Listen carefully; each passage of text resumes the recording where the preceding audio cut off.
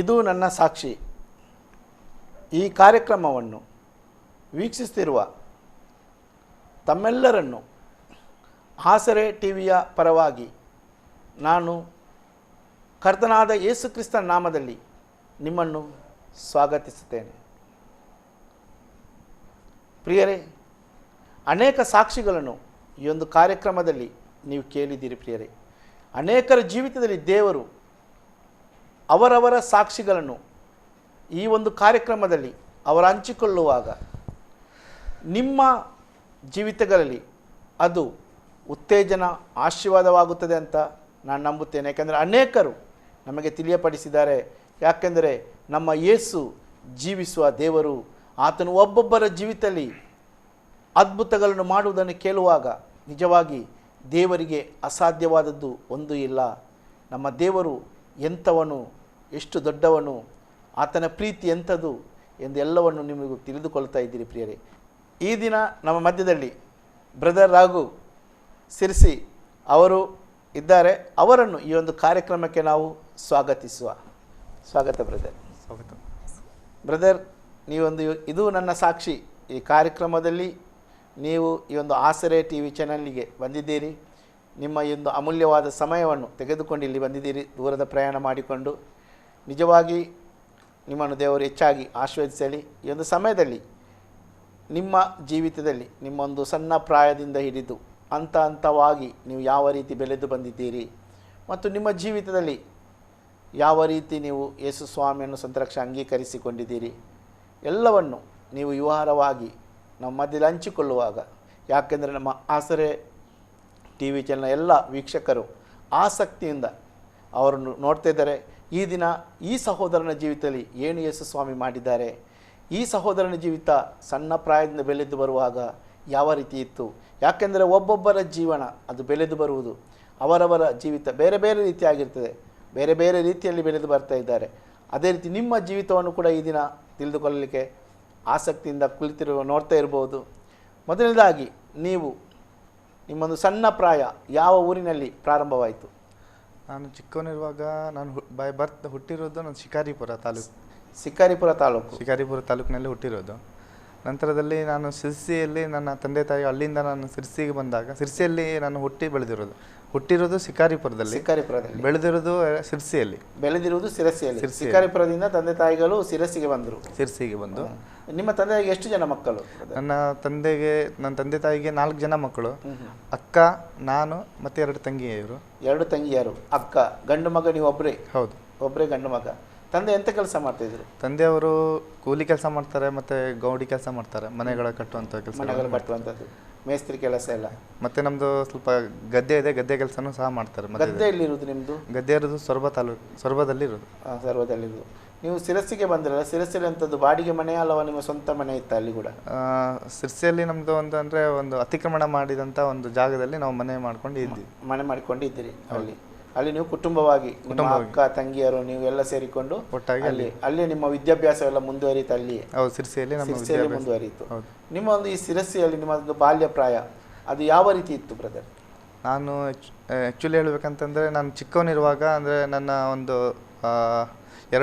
ಎರಡನೇ ಕ್ಲಾಸ್ ಇರುವಾಗ, ಅಂದರೆ ಅದಕ್ಕಿಂತ ಮೊದಲು ನಾವು ಒಂದು ಅವಿಶ್ವಾಸದಲ್ಲಿರುವಾಗ ನನ್ನ ತಂದೆ ತುಂಬ ಕುಡಿತಾ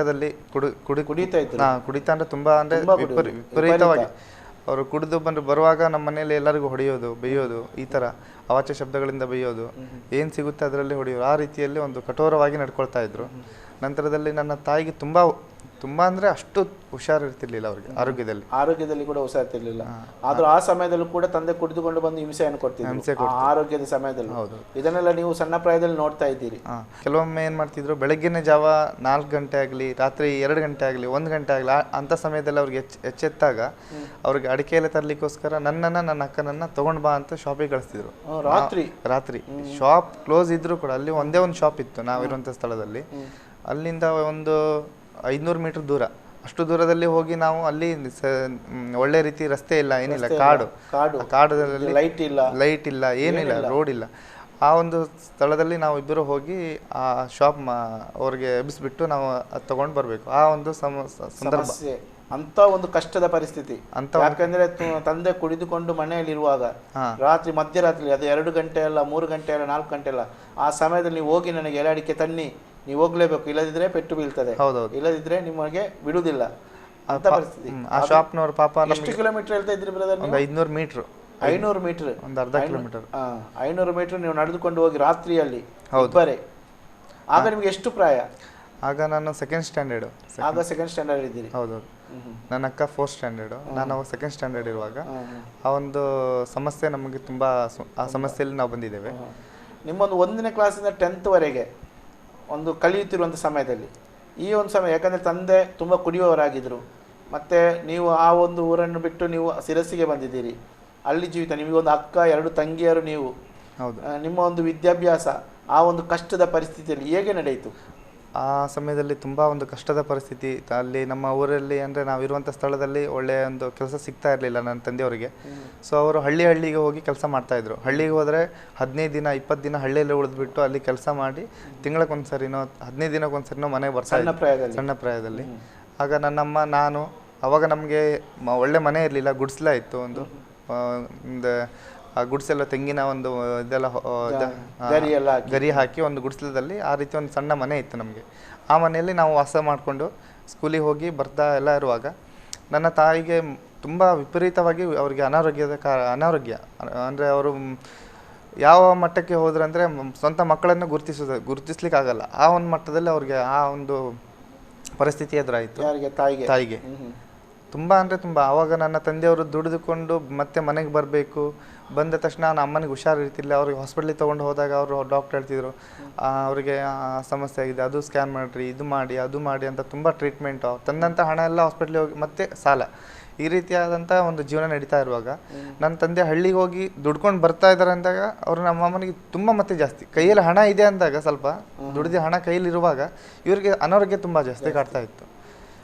ಆಗ ನಮ್ಮ ಒಂದು ಸಮಯದಲ್ಲಿ ಇದೇ ಸಮಸ್ಯೆ ಅಂದರೆ ನನ್ನ ತಂದೆಯವರೊಬ್ಬ ಮತ್ತೆ ಒಂದು ಹುಬ್ಬಳ್ಳಿ ಒಂದು ಹಾಸ್ಪಿಟ್ಲಿಗೆ ಕರ್ಕೊಂಡು ಹೋದಾಗ ಅಲ್ಲಿ ಸಹ ಅವರಂದರು ಇವರಿಗೆ ಇದು ಮೆಡಿಷನ್ನು ಮತ್ತು ಇಂಜೆಕ್ಷನ್ ಅದೇ ತೊಗೊಳ್ತಾ ಇರಬೇಕು ಕಂಟಿನ್ಯೂಸ್ ಆಗಿ ಅಂತ ಅವರು ಡಾಕ್ಟ್ರು ಹೇಳುವಾಗ ಇವರು ಅದನ್ನೇ ಮಾಡ್ತಾಯಿದ್ರು. ನನ್ನ ತಾಯಿ ನಾವು ಚಿಕ್ಕ ಅಂದರೆ 4 ಜನ ಮಕ್ಕಳು. ನನ್ನ ತಂದೆಯವ್ರು ದುಡಿಬೇಕು, ನಮ್ಮ ಮನೆ ನಡಿಬೇಕು, ನಮ್ಮ ಅಮ್ಮನಿಗೆ ಹುಷಾರಿರ್ತಿರ್ಲಿಲ್ಲ, ಮತ್ತು ನಮ್ಮ ಸ್ಕೂಲಿಗೆ ಫೀಸ್ ಕಟ್ಟಬೇಕು, ಅಮ್ಮನಿಗೂ ನೋಡ್ಕೊಳ್ಬೇಕು, ತುಂಬ ಕಷ್ಟ ಅಂದರೆ ತುಂಬ ಕಷ್ಟ. ಈ ಒಂದು ಟೆನ್ಷನ್ನಲ್ಲಿ ಅವರು ಕುಡಿತಿದ್ರು, ಬರೀತಿದ್ರು. ಈ ಒಂದು ಕುಟುಂಬದ ಪರಿಸ್ಥಿತಿಯನ್ನು ನೋಡಿ ಅವರು ಒಂದು ಕಡೆ ಹೆಂಡತಿ ನಿಮ್ಮ ತಾಯಿ ಅನಾರೋಗ್ಯದಲ್ಲಿ, ಮತ್ತು ಅವರು 1 ವಾರ 15 ದಿವಸ ಕೆಲಸ ಮಾಡಿ ಬರುವಂಥ ಸಮಯದಲ್ಲಿ ಕುಟುಂಬದಲ್ಲಿ ಸಮಾಧಾನ ಇಲ್ಲ, ಏನಾದರೂ ಸಮಸ್ಯೆ, ಎಷ್ಟು ಕಷ್ಟಪಟ್ಟು ಅವರು ಕೆಲಸ ಮಾಡಿ ಬರುವಾಗ ಹಣ ತಗೊಂಡು ಬರೋ ಇಲ್ಲಿ ಒಂದಲ್ಲ ಒಂದು ಸಮಸ್ಯೆಗಳು, ಇದನ್ನೆಲ್ಲ ಅವರು ತಿಳಿದುಕೊಳ್ಳುವ ಆ ಒಂದು ಟೆನ್ಷನ್ನಲ್ಲಿ ಯಾವುದೊಂದು ಆ ಒಂದು ಸಮಸ್ಯೆಯಲ್ಲಿ ಅವರು ಜಾಸ್ತಿಯಾಗಿ ಕುಡಿಲಿಕ್ಕೆ ಪ್ರಾರಂಭ ಮಾಡಿದರು. ಯಾಕೆ ಈ ಕುಟುಂಬದಲ್ಲಿ ಇಂಥ ಸಮಸ್ಯೆಗಳು, ಕಷ್ಟಪಟ್ಟ ಹಣ ಕೈಗೆ ಸಿಕ್ಕುವುದಿಲ್ಲ, ನಾವು ದುಡಿದದ್ದು ಯಾಕೆಂದರೆ ಅನ್ನ ತೆಗೆದು ಉಣ್ಣುವುದಕ್ಕೆ ಆಗುವುದಿಲ್ಲ, ಆ ರೀತಿಯಾದಂಥ ಪರಿಸ್ಥಿತಿ ಇತ್ತು. ಆದರೂ ನೀವು ನಿಮ್ಮನ್ನು ವಿದ್ಯಾಭ್ಯಾಸ ಮಾಡಿಸಿದ್ದಾರೆ? ಹೌದು, ಮಾಡಿಸಿದ್ದಾರೆ. ಆ ಸಮಯದಲ್ಲಿ ನನ್ನ ತಂದೆಯವರು ಅಕ್ಕಪಕ್ಕದ ಅಲ್ಲಿ ಮನೆಗಳನ್ನೆಲ್ಲ ಕರೆಸಿ ಪೂಜೆ, ತುಂಬ ಒಳ್ಳೆ ಪೂಜೆ ಎಲ್ಲ ಮಾಡಿಸಿ ಜನರಿಗೆಲ್ಲ ಊಟ ಎಲ್ಲ ಮಾಡಿಸುವಂಥದ್ದು, ಅಂದರೆ ಕಷ್ಟದಿಂದ ಪರಿಹಾರ ಆಗಬೇಕು. ಆ ಸಮಯದಲ್ಲಿ ನಮಗೆ ಒಂದಲ್ಲ ಒಂದು ಸಮಸ್ಯೆಗಳು. ಒಂದು ದಿನ ನನ್ನ ಅಪ್ಪ ಅದು ಒಂದು ಪೂಜೆ ಮಾಡಿಸ್ಬೇಕಂತ ಮನೆಯಲ್ಲಿ ಬ್ಯಾಂಕಿಗೆ ಹಣ ತರುವಂತ ಹೋಗುವಾಗ ನಾನು ಸಹ ಅವರೊಟ್ಟಿಗೆ ನಾನು ಬರ್ತೇನೆ, ನನ್ನ ತಂದೆಯವರು ಸೈಕಲ್ ತೊಗೊಂಡು ಹೋಗ್ತಿದ್ರು. ಅವಾಗ ನನ್ನ ತಂದೆಯೊಟ್ಟಿಗೆ ನಾನು ಬರ್ತೇನೆ ಅಂತ ಆ ದಿವಸ ಅವರೊಟ್ಟಿಗೆ ನಾನು ಬೆನ್ನೆತ್ಕೊಂಡು ಹೋಗಿದ್ದೇನೆ. ಅವಾಗ ಒಂದು ಚಿಕ್ಕ ಆಕ್ಸಿಡೆಂಟಲ್ಲಿ ನನ್ನ ಕಾಲು ಪ್ರಾಬ್ಲಮ್ ಆಗಿ ಸೈಕಲ್ ವೀಲ್ ಒಳಗೆ ಸಿಕ್ಕಾಕಿ ಬಿದ್ದು ನನ್ನ ಚರ್ಮ ಎಲ್ಲ ಸುಲಿದು ಫುಲ್ಲು ಬ್ಲೀಡ್ ಆಗ್ತಾ ಇದೆ. ಆವಾಗ ಆ ದಿವಸ ಅವ್ರು ಹಣ ತಗೊಂಡು ಮತ್ತು ಮನೆ ಬಂದು ಪೂಜೆ ಮಾಡಿಸುವಂಥ ಸಂದರ್ಭ. ಅಂಥ ಟೈಮ್ನಲ್ಲಿ ಈ ಒಂದು ಘಟನೆ ನಡೀತು. ಆವಾಗ ಮನೆಗೆ ಬರಲಿಲ್ಲ ಅವ್ರು, ನನ್ನ ಕರ್ಕೊಂಡು ಹಾಸ್ಪಿಟ್ಲಿಗೆ ತೊಗೊಂಡೋಗಿ ಹಾಸ್ಪಿಟ್ಲಲ್ಲಿ ನನ್ನ ಕಾಲಿಗೆ ಸ್ಟಿಚ್ ಎಲ್ಲ ಹಾಕ್ಸಿದ್ದಾರೆ, ಒಂದು 32 ಹೊಲಿಗೆ ಹಾಕಿದ್ದಾರೆ. ಆವಾಗ ಅಲ್ಲಿಂದ ಮನೆಗೆ ಬಂದರು. ಸಂಜೆ ಒಂದು 6-7 ಗಂಟೆಗೆ ನಾನು ಮನೆಗೆ ಕರ್ಕೊಂಡು ಬಂದರು. ಅವಾಗ ಮನೆ ಬರೋ ನಮ್ಮ ಅಮ್ಮ ಎಲ್ಲ ಮನೆಯಲ್ಲೆಲ್ಲ ಪ್ರಿಪೇರ್ ಮಾಡ್ಕೊಂಡು ಕಾಯ್ತಾ ಇದ್ದಾರೆ ಪೂಜೆಗೆಲ್ಲ. ಅವರು ಅದು ಹೂವು ಹಣ್ಣು ಎಲ್ಲ ತರ್ತಾರೆ ಅಂತ ಕಾಯ್ತಾ ಇರಬೇಕಾದ್ರೆ ನಮ್ಮ ತಂದೆಯವ್ರು ನನ್ನನ್ನು ಈ ಒಂದು ರೀತಿಯಲ್ಲಿ ತೊಗೊಂಡು ಬರ್ತಾಯಿದ್ರು ಹಾಸ್ಪಿಟ್ಲಿಗೆ. ಅವಾಗ ನಾನು ಒಂದು 3rd ಸ್ಟ್ಯಾಂಡರ್ಡ್, 3ನೇ ಕ್ಲಾಸಲ್ಲಿ ಓದ್ತಾ ಇದ್ದೆ. ಹೌದು. ಅವಾಗ ಬಂದ ತಕ್ಷಣ ಮನೆಯಲ್ಲಿ ಎಲ್ಲ ನೋಡಿದ ತಕ್ಷಣ ಅಯ್ಯೋ ನಿಮ್ಮನೆ ಪೂಜೆ ಮಾಡಿಸ್ಬೇಕಿತ್ತು, ನೋಡಿದ್ರೆ ಈ ಒಂದು ಅನಾಹುತ ಆಗೋಯ್ತಲ್ಲ ಅಂತ ಜನ ಎಲ್ಲ ಅಕ್ಕಪಕ್ಕ ಜನ ಎಲ್ಲ ಬಂದು ಸ್ವಲ್ಪ ಅವಾಗ ನಮ್ಮ ಮನೇಲಿ ಒಂದು ಚಿಕ್ಕ ಪೂಜೆ ಎಲ್ಲ ಮಾಡಿದ್ರು. ಅದ ನಂತರದಲ್ಲಿ ಇದೇ ಒಂದು ಸಮಸ್ಯೆಗಳು ಮತ್ತು ಕಂಟಿನ್ಯೂಸ್ ಇದೇ ರೀತಿ ನಡೀತಾ ಇತ್ತು. ಮತ್ತು ನಿಮ್ಮ 3ನೇ ಕ್ಲಾಸ್ ನಿಮ್ಮ SLC ವರೆಗೆ ಎಲ್ಲಿ ನಡೆಯುತ್ತಾ? ಅದೇ ಊರಲ್ಲಿ ನಡೆಯುತ್ತಾ, ಸಿರಸಿಯಲ್ಲಿ? ಫಸ್ಟ್ ಸ್ಟ್ಯಾಂಡರ್ಡಿಂದ ಸಿರ್ಸಿಯಲ್ಲೇ ನಾನು 10th ಸ್ಟ್ಯಾಂಡರ್ಡ್ ತನಕ ಅಲ್ಲೇ ಸಿರ್ಸಿಯಲ್ಲಿ ಕಲ್ತಿದ್ದೇನೆ. ಅಲ್ಲಿ ನಿಮ್ಮ ಒಂದು ಈ ಕಷ್ಟದ ಜೀವಿತದಲ್ಲಿ ಮತ್ತೆ ನೀವೇನಾದರೂ ಕೆಲಸ ಮಾಡಿಕೊಂಡು ಸ್ಕೂಲಿಗೆ ಹೋಗ್ತಿದ್ದೀರಾ ಅಲ್ಲವ? ಮಧ್ಯದಲ್ಲಿ ನನ್ನ ತಂದೆಯೊಟ್ಟಿಗೆ ನಾನು ಕೆಲಸಕ್ಕೆ ಹೋಗ್ತಿದ್ದೆ. ತಂದೆಯವರು ಯಾಕೆಂದ್ರೆ ಕೆಲವು ಮಕ್ಕಳ ಸಾಕ್ಷಿಗಳು ಕೆಲವು ವಿದ್ಯಾಭ್ಯಾಸ ಮಾಡುವಂಥ ಆ ಸಮಯದಲ್ಲಿ, ಯಾಕೆಂದ್ರೆ ವಾರದಲ್ಲಿ ಭಾನುವಾರ ರಜೆ ಇರ್ತದೆ, ಆ ಭಾನುವಾರ ರಜೆಯಲ್ಲಿ ಕೆಲಸಕ್ಕೆ ಹೋಗುದು, ಕೆಲಸಕ್ಕೆ ಹೋಗಿ ಕೆಲಸ ಮಾಡಿ ಅದರಿಂದ ಬಂದ ಹಣವನ್ನು ಶಾಲೆ ಕರ್ಕೊತ್ತೆ ಹೋಗುವುದು. ಹೌದೌದು. ಮಧ್ಯದಲ್ಲಿ ನನ್ನ ಅಕ್ಕ ಮತ್ತು ನಾನು ಇಬ್ಬರು ಮಧ್ಯದಲ್ಲಿ ಅಡಿಕೆ ನಮ್ಗೆ ಡೈಲಿ ಸಂಜೆ ಅಡಿಕೆ ಒಂದು 5 kg ಅಡಿಕೆ ತಂದು ಕೊಡ್ತಿರು. ಅಡಿಕೆ ಹೊಡಿಬೇಕು ನಾವು. ಅಡಿಕೆ ಹೊಡಿಬೇಕು. ಕೈಯೆಲ್ಲ ನಂದು ಇದೆಲ್ಲ ಕಟ್ ಮಾಡ್ಕೊಂಡಿದ್ದೇನೆ. ಇದೆಲ್ಲ ಕಟ್ ಆಗಿದೆ. ಅದೆಲ್ಲ ಒಂದು ಅಕ್ಕ ನಾನು ಇಬ್ಬರು ಸ್ಕೂಲಿಂದ ಬಂದ ತಕ್ಷಣ 5 kg ಅಡಿಕೆ ಹೊಡಿಬೇಕು ನಾವು. ಅಡಿಕೆ ಹೊಡೆದು ಅದರಿಂದ ಸ್ವಲ್ಪ ಹಣ ಬರ್ತಿತ್ತು ನಮಗೆ. ಅಂದರೆ ಬುಕ್ಸಿಗೆ ನಮ್ಗೆ ಇದಕ್ಕೆಲ್ಲ ಫೀಸಿಗೆಲ್ಲ ಹಣ ಬೇಕಾಗಿತ್ತು. ಆದ್ರೂ ನೀವು ಕಷ್ಟಪಟ್ಟು ಕಲ್ತಿದ್ದೀರಿ. ಹೌದು. ನೀವು SLC ಆದ ಮೇಲೆ ನಿಮ್ಮ ಒಂದು ಫಸ್ಟ್ ಇಯರ್ PUC ಅಥವಾ ಕಾಲೇಜ್ ಮಾಡಿದ್ದೀರಾ ನೀವು? ಫಸ್ಟ್ ಇಯರ್ PUC ನಾನು ಸಾಗರ ಹೋದೆ. ಸಾಗರದಲ್ಲಿ ಹೋದಾಗ ನನಗೆ ಅಲ್ಲಿ ಹಾಸ್ಟೆಲ್ ಅಂತ ನಾನು ನನ್ನ ಅಕ್ಕ ಇಬ್ಬರು ಸಹ ಫಸ್ಟ್ ಇಯರ್ PUC ಸಾಗರದಲ್ಲಿ ಮಾಡಿದ್ದು. ನಿಮ್ಮ ಅಕ್ಕ ಮತ್ತು ನೀವು ಹಾಸ್ಟೆಲಲ್ಲಿ ಮಾಡಿದ್ದು? ಹಾಸ್ಟೆಲಲ್ಲಿ. ತಂದೆ ತಾಯಿ ಕೊಂಡೋಗಿ ಹಾಸ್ಟೆಲ್ಗೆ ಹಾಕಿದ್ರ ನಿಮ್ಮನ್ನು? ತಂದೆ ತಾಯಿ ಆ್ಯಕ್ಚುಲಿ ಅವ್ರು ಸೊರಬದಲ್ಲಿದ್ದರು. ನಾವು ಸಿರ್ಸಿಯಲ್ಲಿರುವಾಗ ಇಲ್ಲಿ ಮನೇಲಿ ಯಾರೂ ಇರ್ತಿರ್ಲಿಲ್ಲ. ಅಂದರೆ ಸ್ವಲ್ಪ ಗದ್ದೆ ಒಂದು ಮಳೆಗಾಲದ ಸಮಯದಲ್ಲಿ ಅಲ್ಲಿ ಗದ್ದೆ ಎಲ್ಲ ನೋಡ್ಕೊಳ್ಳೋಕ್ಕೋಸ್ಕರ ಅವರು ಅಲ್ಲಿ ಹೋಗಿದ್ದರು. ಇಲ್ಲಿ ನಾನು ನನ್ನ ಅಕ್ಕ ನನ್ನ ತಂಗಿ ಇಬ್ಬರು ಇದ್ದಾಗ ನಮಗೆ ನನ್ನ ತಂಗಿನ ಇಬ್ಬರನ್ನ ಅವ್ರ ಅಪ್ಪ ಅಮ್ಮ ನಾವು ಅಲ್ಲೇ ಸ್ಕೂಲಿಗೆ ಹಾಕ್ತೇವೆ ಅಂತ ಹೇಳಿದಾಗ ನಾನು ನನ್ನ ಅಕ್ಕ ಇಬ್ಬರು ನಾವು ಹಾಸ್ಟೆಲಿಗೆ ಹೋಗ್ತೇವೆ ಅಂತ ಇಬ್ಬರು ಡಿಸೈಡ್ ಮಾಡಿ ಸಾಗರ ಹಾಸ್ಟೆಲಿಗೆ ಹೋಗಿ ಅಲ್ಲಿ ನಾವು ಹಾಸ್ಟೆಲಲ್ಲಿ ಜಾಯ್ನ್ ಆಗಿ ಅಲ್ಲೇ ಪಕ್ಕದಲ್ಲಿ ಸ್ಕೂಲ್ ಇತ್ತು. ಸ್ಕೂಲಲ್ಲಿ ನಾವು ಜಾಯ್ನ್ ಆಗಿ ಹಾಸ್ಟೆಲಿಂದ ವರ್ದಳ್ಳಿ ಕ್ರಾಸಿಂದ ನಾನು ಜೂನಿಯರ್ ಕಾಲೇಜು ಅಲ್ಲಿಗೆ ನಾನು ಬರಬೇಕು. ಈ ಹಾಸ್ಟೆಲ್ನಲ್ಲಿ ಎಷ್ಟು ಸಮಯ ನಿಮ್ಮ first year PUC second year PUC ಎಲ್ಲ ಅಲ್ಲಿಯೇ ನಡೀತಾ? ಅಲ್ಲೇ ನಡೀತು. ಆಗ ನಮಗೆ ತುಂಬ ಆಗ ಸಹ ನಮಗೊಂದು ಮಧ್ಯದಲ್ಲಿ ನಮಗೆ ರಜೆ ಸಿಗ್ತಿತ್ತು. ಆಗ ಮನೆ ಬರಲಿಕ್ಕೆ ನಮ್ಮ ಹತ್ರ ಹಣ ಇರ್ತಿರ್ಲಿಲ್ಲ. ಆ ಒಂದು ಸಮಯದಲ್ಲಿ ನಾನು ರೈಲ್ವೆ ಟ್ರ್ಯಾಕಲ್ಲಿ ಹೋಗ್ತಾ ಕಬ್ಬಿಣಗಳನ್ನು ಆರಿಸಿ ಅದನ್ನು ನಾನು ಗುಜರಿಗೆ ಮಾರಿ ಅದರಿಂದ ಹಣ ತೊಗೊಳ್ತೀನಿ. ಒಂದು 20-25 ಸಿಗ್ತಿತ್ತು ನನಗೆ. ಆ ಹಣನ ನಾನು ಒಟ್ಟು ಮಾಡಿ ಇಟ್ಕೊಂಡು ಸಂಜೆ ಹೊತ್ತಿಗೆ ನನ್ನ ಅಕ್ಕನ ಕರ್ಕೊಂಡು ಒಂದು ಟೀ ಅಥವಾ ಮಿರ್ಚಿ ಬಜ್ಜಿ ಇಂಥವೆಲ್ಲ ತಿಂತಿದ್ದೆ. ಊರಿಗೆ ಬರುವಾಗ ಅಂತಂದರೆ ನಮಗೇನೋ ಬುಕ್ಸು ಅದೆಲ್ಲ ತೊಗೊಳ್ಬೇಕಂದ್ರೆ ನಮ್ಮ ಹತ್ರ ಹಣ, ಒಂದು ಪೆನ್ ತೊಗೊಳಕ್ಕೂ ಹಣ ಇರ್ತಿರ್ಲಿಲ್ಲ. ನ್ಯೂಸ್ ಪೇಪರೆಲ್ಲ ಕಲೆಕ್ಷನ್ ಮಾಡಿ ಒಟ್ಟು ಮಾಡಿ ಒಂದು ಅರ್ಧ ಕೆಜಿನೋ 1 kgನೋ ಆದಂಥ ಪೇಪರನ್ನು ನಾನು ಸೇಲ್ ಮಾಡ್ತಿದ್ದೆ. ಎಲ್ಲಿ ಹಾಸ್ಟೆಲಲ್ಲಿ? ಆವಾಗ ಅಕ್ಕನಿಗೆ ಅರ್ಧ, ಅದರಲ್ಲಿ ಅಕ್ಕನಿಗೆ ಅರ್ಧ ಹಣ, ನಾನು ಅರ್ಧ. ಅಕ್ಕ ಸೋಪು ಎಣ್ಣೆ ಎಲ್ಲ ಬೇಕಾಗ್ತಿತ್ತು ಅಕ್ಕನಿಗೂ ಸಹ ನನಗೂ ಸಹ, ಪೇಸ್ಟ್ ಎಲ್ಲವ. ಅವಾಗ ಹಾಸ್ಟೆಲಲ್ಲಿ ಯಾವ ಫೆಸಿಲಿಟಿ ನಮಗೆ ಸರಿ ಕೊಡ್ತಿರ್ಲಿಲ್ಲ ಅಲ್ಲಿ. ಡೈಲಿ ಮುಲ್ಲಂಗಿ ಸಾರು ಅದರಿಂದ ದೊಡ್ಡ ಒಂದು ಸಮಸ್ಯೆನೇ ಕ್ರಿಯೇಟ್ ಆಗಿತ್ತು ಅಲ್ಲಿ. ನಂತರದಲ್ಲಿ ನಾನು ನನ್ನ ಅಕ್ಕ ನಮಗೆ ಹಾಸ್ಪಿಟ್ಲಿಗೆ ಅಂದರೆ ಅನಾರೋಗ್ಯದಲ್ಲಿ ಅಂದರೆ ಒಂದು ಜ್ವರ ಬಂತು ಅಂತ ಅಂದರೂ ಕೂಡ ಹಾಸ್ಪಿಟ್ಲಿಗೆ ಹೋಗ್ಬೇಕಂದ್ರೆ ನಮಗೆ ಒಂದು ಹಣ ಇರ್ತಿರ್ಲಿಲ್ಲ ಒಂದು ಟ್ಯಾಬ್ಲೆಟ್ ತೊಗೊಳ್ಳೋಕ್ಕೋಸ್ಕರ. ನಾವು ಅವ್ರ ಹತ್ರ ಇವ್ರ ಹತ್ರ ಒಂದು 2 ರೂಪಾಯಿ 3 ರೂಪಾಯಿ ಕೇಳುವಂಥ ಪರಿಸ್ಥಿತಿ ನಮ್ಮದು. ಆ ಸಮಯದಲ್ಲಿ ನಾನು ನನ್ನ ಅಕ್ಕನಿಗೆ ನಾನು ಈ ರೀತಿ ಪೇಪರು ಅಥವಾ ಕಬ್ಬಿಣಗಳನ್ನೆಲ್ಲ ಮಾರಿ ದುಡ್ಡು ಸ್ವಲ್ಪ ಅಕ್ಕನಿಗೆ ಅರ್ಧ ನನಗೆ ಅರ್ಧ ಕೊಡ್ತೀವಿ. ಹಾಸ್ಟೆಲ್ನಿಂದ ಬಿಡ್ತಿದ್ರು ನಿಮ್ಮನ್ನಾಗಿ ಹೊರಗೆ ಹೋಗ್ಲಿಕ್ಕೆಲ್ಲ? ಹಾಸ್ಟೆಲಿಂದ ನಾವು ಬೆಳಗ್ಗೆ 7:00ವರೆಗೆ ನಮ್ಮ ಕಾಲೇಜು, ಫಸ್ಟ್ 7:00ರಿಂದ 12:00ವರೆಗೆ ಕ್ಲಾಸ್ ಮುಗಿತಿತ್ತು. ನಂತರದಲ್ಲಿ ನಾನು ಮನೆಗೆ ಬರುವಾಗ ನಾನು ನಡ್ಕೊಂಡು ಹೋಗಬೇಕು. ಆ ಒಂದು ಮಧ್ಯದಲ್ಲಿ ರೈಲ್ವೆ ಟ್ರ್ಯಾಕಲ್ಲಿ ನಡೀತಿದ್ದೆ ನಾನು. ರೈಲ್ವೆ ಟ್ರ್ಯಾಕಲ್ಲಿ ನಡ್ಕೊಂಡು ಬರುವಾಗ ಸಿಕ್ಕಿದ ಕಬ್ಬಿಣದ ಪೀಸ್ಗಳನ್ನೆಲ್ಲ ಮಾರಿ ಅದರಲ್ಲಿ ಬಂದ ಹಣವನ್ನು ಕಷ್ಟಪಟ್ಟು, ಅದು ಅಕ್ಕನಿಗೆ ಸೋಪ್ ಬೇಕು, ಎಣ್ಣೆ ಬೇಕು, ಒಂದು ಕಡೆ ಅಕ್ಕನಿಗೆ ಬೇಕಾದ, ಯಾಕಂದರೆ ಅಕ್ಕನಿಗೆ ಈ ಕೆಲಸ ಮಾಡಲಿಕ್ಕೆ ಆಗಲ್ಲ. ನಾನು ಮತ್ತೆ ಅಲ್ಲಿಂದ ಈ ಹಣನ ಒಟ್ಟು ಮಾಡ್ಕೊಂಡು ನಾನು ಮನೆಗೆ ಅಪ್ಪ ಅಮ್ಮನ ಹತ್ರ ಬಂದಾಗ ಇವ್ರಿಗೆ ನಮಗೆ ಮತ್ತು ಹಾಸ್ಟೆಲ್ ಕಳಿಸ್ಲಿಕ್ಕೆ ಇವ್ರ ಹತ್ರ ಹಣ ಇರ್ತಿರ್ಲಿಲ್ಲ. ಆಗ ಸಹ ತುಂಬ ಅವ್ರ ಹತ್ರ ಇವ್ರ ಹತ್ರ ಒಂದು 10 ರೂಪಾಯಿ 5 ರೂಪಾಯಿ ಎಲ್ಲ ಒಟ್ಟು ಮಾಡಿಕೊಂಡು ಮತ್ತೆ ನಾವು ಹಾಸ್ಟೆಲ್ಗೆ ಹೋಗ್ತಿದ್ವಿ. ಈ ಒಂದು ಈ ಥರ ಕಷ್ಟದ ಒಂದು ಜೀವಿತದಲ್ಲಿ ನಾವು ಬಂದಿದ್ದೀವಿ. ಈ ಹಾಸ್ಟೆಲ್ನಲ್ಲಿ ನಿಮಗೆ ಕಷ್ಟದಲ್ಲಿ ಎಷ್ಟು ತನಕ ಕಲ್ತಿದ್ರಿ? First year second year PUC ಆದ ಮೇಲೆ ಮುಂದೆ? First year second year PUC ಆದ ನಂತರ ನಾನು ಅಲ್ಲೇ ಡಿಗ್ರಿ ಕಂಟಿನ್ಯೂಸ್ ಮಾಡಬೇಕಂತ ನಾನು ಯೋಚನೆ ಮಾಡಿದೆ. ಆ ಟೈಮ್ನಲ್ಲಿ ಒಂದು ಕಾಲೇಜಲ್ಲಿ ಲಾಸ್ಟ್ ಫೈನಲ್ ಇಯರ್ನಲ್ಲಿ ಒಂದು ಸ್ಕಿಟ್ ಮಾಡಬೇಕು. ನಮ್ಮ ಒಂದು 4-5 ಜನ ಹುಡುಗರು ಒಂದು ಸ್ಕಿಟ್ ಕೊಡೋಣ, ಯಾಕಂದರೆ ಫೈನಲ್ ಇಯರು ಮತ್ತು ಮುಂದಿನ ವರ್ಷ ನಾವು ಇಲ್ಲೇ ಸ್ಟಡಿ ಮಾಡ್ತೇವೆ ಇಲ್ಲ ಗೊತ್ತಿಲ್ಲ.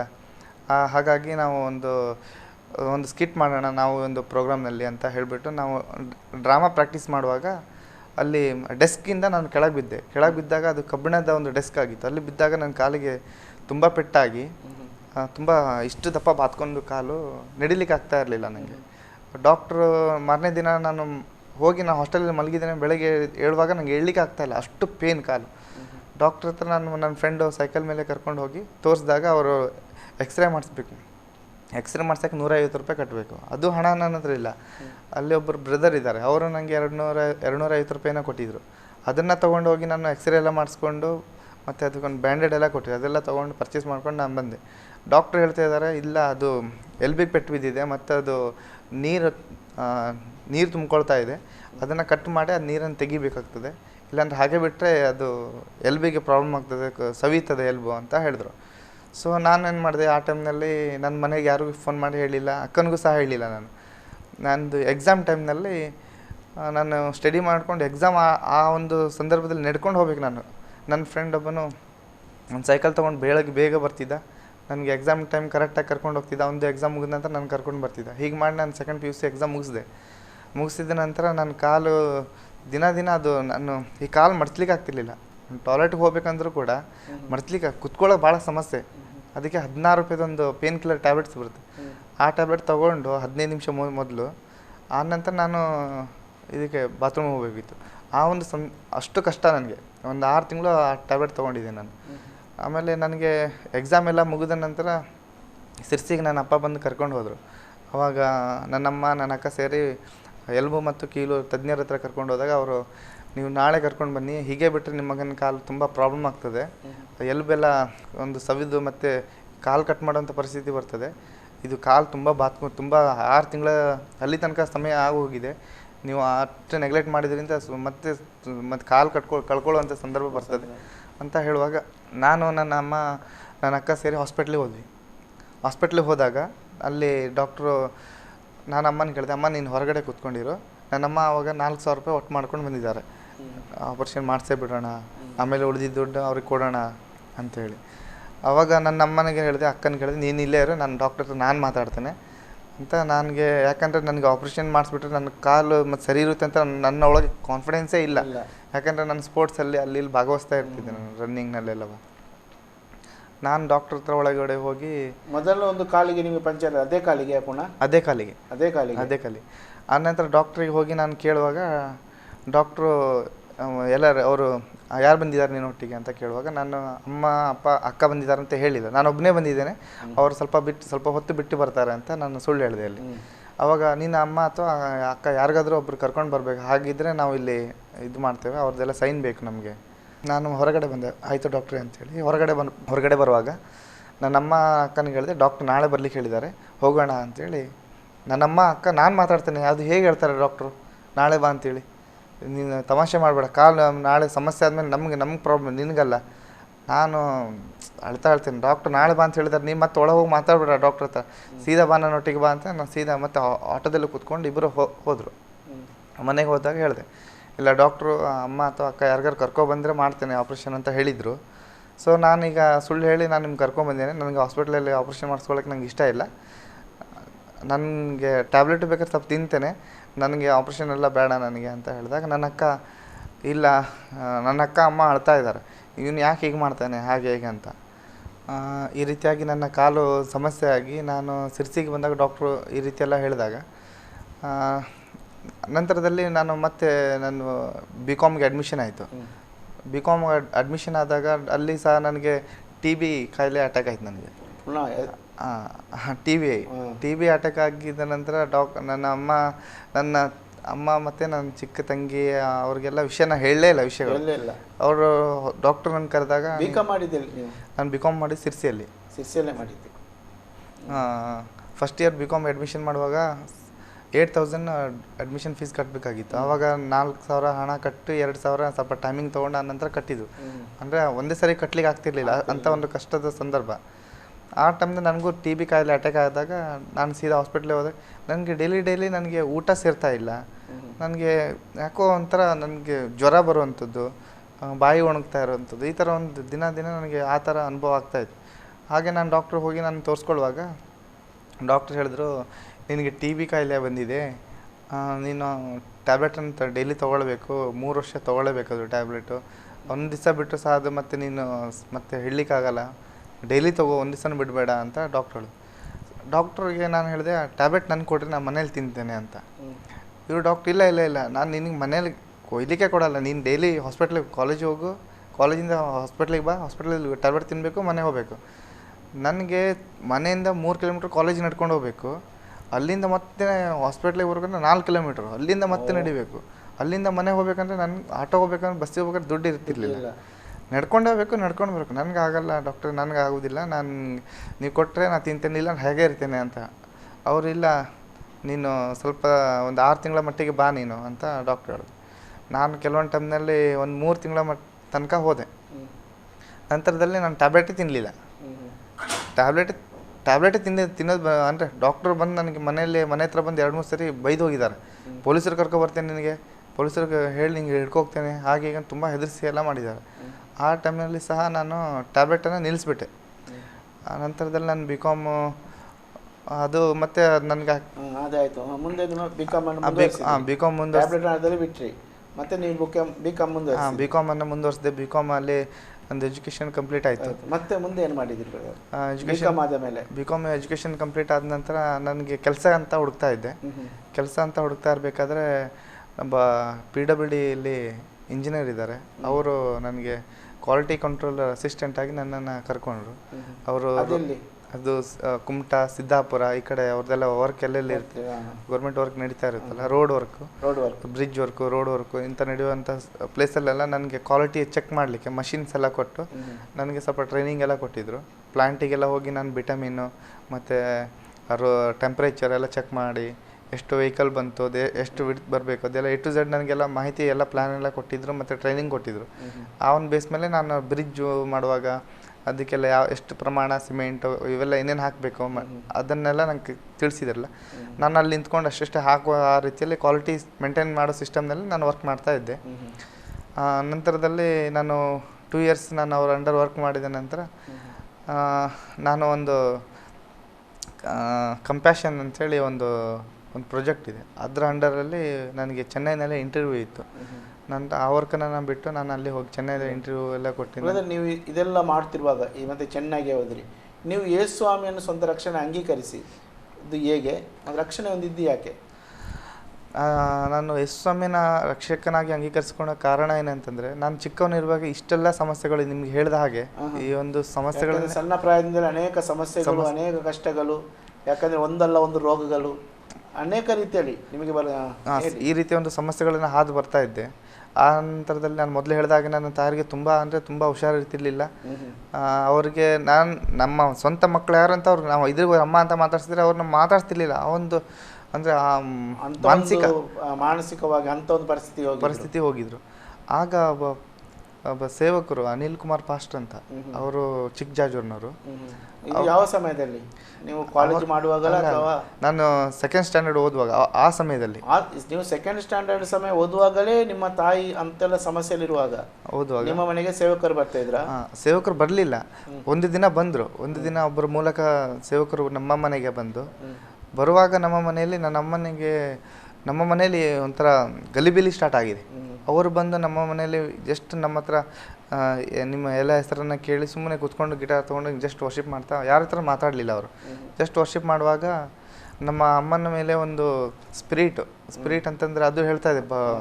ಅಂದರೆ ಪಾಸ್ಟರ್ ಪ್ರೇಯರ್ ಮಾಡಿಲ್ಲ, ಏನಿಲ್ಲ, ಅವರಿಗೆ ಜಸ್ಟ್ ಕೂತ್ಕೊಂಡು ಜಸ್ಟ್ ಹಿಂಗೆ ಕಣ್ಣು ಮುಚ್ಕೊಂಡು ವರ್ಷಿಪ್ ಮಾಡ್ತಾ ಇದ್ದಾರೆ. ನನ್ನ ಅಮ್ಮನ ಮೇಲೆ ಒಂದು ಸ್ಪಿರಿಟ್ ಬಂದು ಅವ್ರು ಹೇಳ್ತಾ ಇದೆ, ದುರಾತ್ಮ ಅದು ಹೊರಗೆ ಬಂದು ಅಲ್ಲಿ ಅವರು ಹಾಗೆ ಕಿರ್ಚ್ಕೊಂಡು ಬಂದು ಹೇಳ್ತಾ ಇದೆ, ಇಲ್ಲ ಇವ್ರ ಕುಟುಂಬನ ನಾನು ಬಿಡೋದಿಲ್ಲ, ಈ ಕುಟುಂಬ ನಂಗೆ ಬೇಕು, ಈ ಕುಟುಂಬನ ನಾನು ತಗೊಳ್ಳದೆ ನಾನು ಬಿಡೋದಿಲ್ಲ, ಆ ರೀತಿಯಾಗಿ ಅದು ಕಿರ್ಚಿತ ಹೇಳ್ತಾ ಇರುವಾಗ ಪಾಸ್ಟರ್ ಪ್ರೇಯರ್ ಮಾಡಿ ಹೇಳಿದ್ರು, ಅದನ್ನು ಗದರಿಸಿ ಯೇಸುವಿನ ನಾಮದಲ್ಲಿ ಬಿಟ್ಟು ಹೋಗಂತ ಹೇಳಿ ಅದನ್ನೆಲ್ಲ ಪ್ರೇಯರ್ ಮಾಡಿ ಬಿಡಿಸಿ ಎಲ್ಲ ಹೋದಾಗ ಅವ್ರು ಹೇಳ್ತಾ ಇದ್ದಾರೆ, ನಿಮ್ಮ ಮನೆಯಲ್ಲಿ ತುಂಬ ಸಮಸ್ಯೆಗಳಿದೆಯಲ್ಲ, ಇದೆಲ್ಲ ಬಿಡುಗಡೆ ಹೊಂದಬೇಕಂದ್ರೆ ಯೇಸು ಸ್ವಾಮಿನ ನಂಬ್ರಿ. ಯೇಸು ಸ್ವಾಮಿನ ನಂಬಲಿಲ್ಲ ಅಂದರೆ ನಿಮ್ಮ ಸಮಸ್ಯೆಗಳು ಮತ್ತೆ ತುಂಬ ಜಾಸ್ತಿ ಆಗುತ್ತೆ. ಯಾಕಂದರೆ ಈಗ ಆಲ್ರೆಡಿ ಸಮಸ್ಯೆಗಳಿದೆ, ಇದರಿಂದ ಬಿಡುಗಡೆ ಹೊಂದಬೇಕಂದ್ರೆ ಯೇಸು ಸ್ವಾಮಿ ಒಬ್ಬರೇ ನಿಮಗೆ, ಅವರಿಂದನೇ ಸಾಧ್ಯ. ಹಾಗಂತ ಅವ್ರು ಹೇಳ್ತಾ ಇರಬೇಕಾದ್ರೆ ನಾವು ಯೇಸು ಸ್ವಾಮಿ ನಂಬೋ ಒಂದು ಪರಿಸ್ಥಿತಿಯಲ್ಲಿ ಇಲ್ಲ. ಯಾಕಂತಂದರೆ ನಮ್ಮ ಮನೇಲಿ ಪೂಜೆ ಅದು ಇದು ಅಂತ ನಮ್ಮ ತಂದೆಯವರು ನಡೆಸ್ಕೊತ ಬಂದಂಥವ್ರು. ಇವರು ಏನೋ ಹೇಳ್ತಾರಲ್ಲ ಮತ್ತು ಮನೆಗೆ ಬಂದಿದ್ದಾರಲ್ಲ, ಅವ್ರಿಗೇನು ಹೇಳಬಾರ್ದು ಅಂತ ನನ್ನ ತಂದೆಯವರು, ಅವ್ರು ಪಾಸ್ಟ್ ಮನೆಗೆ ಬಂದಾಗ ಫುಲ್ಲು ಡ್ರಿಂಕ್ಸ್ ಮಾಡಿ ಬಿದ್ದಿದ್ದಾರೆ. ಈಗ ಮನೇಲಿ ತಂದೆಯವರು ಪಾಸ್ಟ್ ಬಂದು ಏನು ಹೇಳ್ತಿದ್ದಾರೆ ಅಂದರೆ ಅವ್ರಿಗೆ ಅಷ್ಟು ಲಕ್ಷ್ಯ ಇಲ್ಲ, ಆ ರೀತಿ ಮಲಗಿದ್ದಾರೆ. ಅವ್ರು ಪಾಸ್ಟ್ ಈ ರೀತಿಯಾಗಿ ಮಾತಾಡ್ತಾ ಇದ್ದಾರೆ. ನಮ್ಮ ಚಿಕ್ಕಪ್ಪ ಅವರೆಲ್ಲ ಬಂದಿದ್ದಾರೆ ಆ ಟೈಮ್ನಲ್ಲಿ ನನ್ನ ತಂದೆಯವ್ರಿಗೆ ಏನೋ ಕುಡಿದಂಥ ಎಲ್ಲ ನಶೆ ಇಳಿದು ಹೋಗಿ ಏನೋ ಇಳಿದು ಒಂದು ಭಾರ ಇಳಿದು ಹೋದಂಗೆ ಅನಿಸ್ತಿ ಅವ್ರು ಎದ್ದು ಕುತ್ಕೊಂಡಿದ್ದಾರೆ. ಫೇಸ್ ಎಲ್ಲ ಸ್ವೆಟ್ಟಾಗಿ ಅಂದರೆ ಬೆವರು ಬಿಟ್ಟಿದೆ. ಬೆವರಿ ಕುತ್ಕೊಂಡು ನೋಡ್ತಾ ಇದ್ದಾರೆ. ಆಮೇಲೆ ಪಾಸ್ಟ್ ಹತ್ರ ಎಲ್ಲ ಮಾತಾಡುವಾಗ ಪಾಸ್ಟ್ ಹೇಳಿದ್ದಾರೆ, ನಿಮ್ಮ ಮನೇಲಿ ತುಂಬ ದೊಡ್ಡ ಒಂದು ಸಮಸ್ಯೆ ಇದೆ, ಇದು ಒಂದು ಬಂಧನದಲ್ಲಿದ್ದೀರಿ, ಇದಕ್ಕೆ ನೀವು ಬಂಧನದಿಂದ ಬಿಡುಗಡೆ ಹೊಂದಬೇಕಂದ್ರೆ ಯೇಸು ಸ್ವಾಮಿನ ನೀವು ನಂಬಬೇಕು, ನೀವು ನಂಬಿದಾಗ ಮಾತ್ರ ನಿಮಗೆ ಬಿಡುಗಡೆ ಅಂತ ಪಾಸ್ಟ್ ಹೇಳುವಾಗ ನನ್ನಮ್ಮ ನನ್ನಪ್ಪ ಇವರು ಸರಿ ಅಂಥೇಳಿ ಜಸ್ಟ್ ಅವ್ರ ಹೆಸರಿಗೆ ಮಾತ್ರ ಸುಮ್ಮನೆ ಪ್ರೇಯರ್ ಮಾಡೋದು ಆ ರೀತಿ ಮಾಡ್ತಿದ್ರು.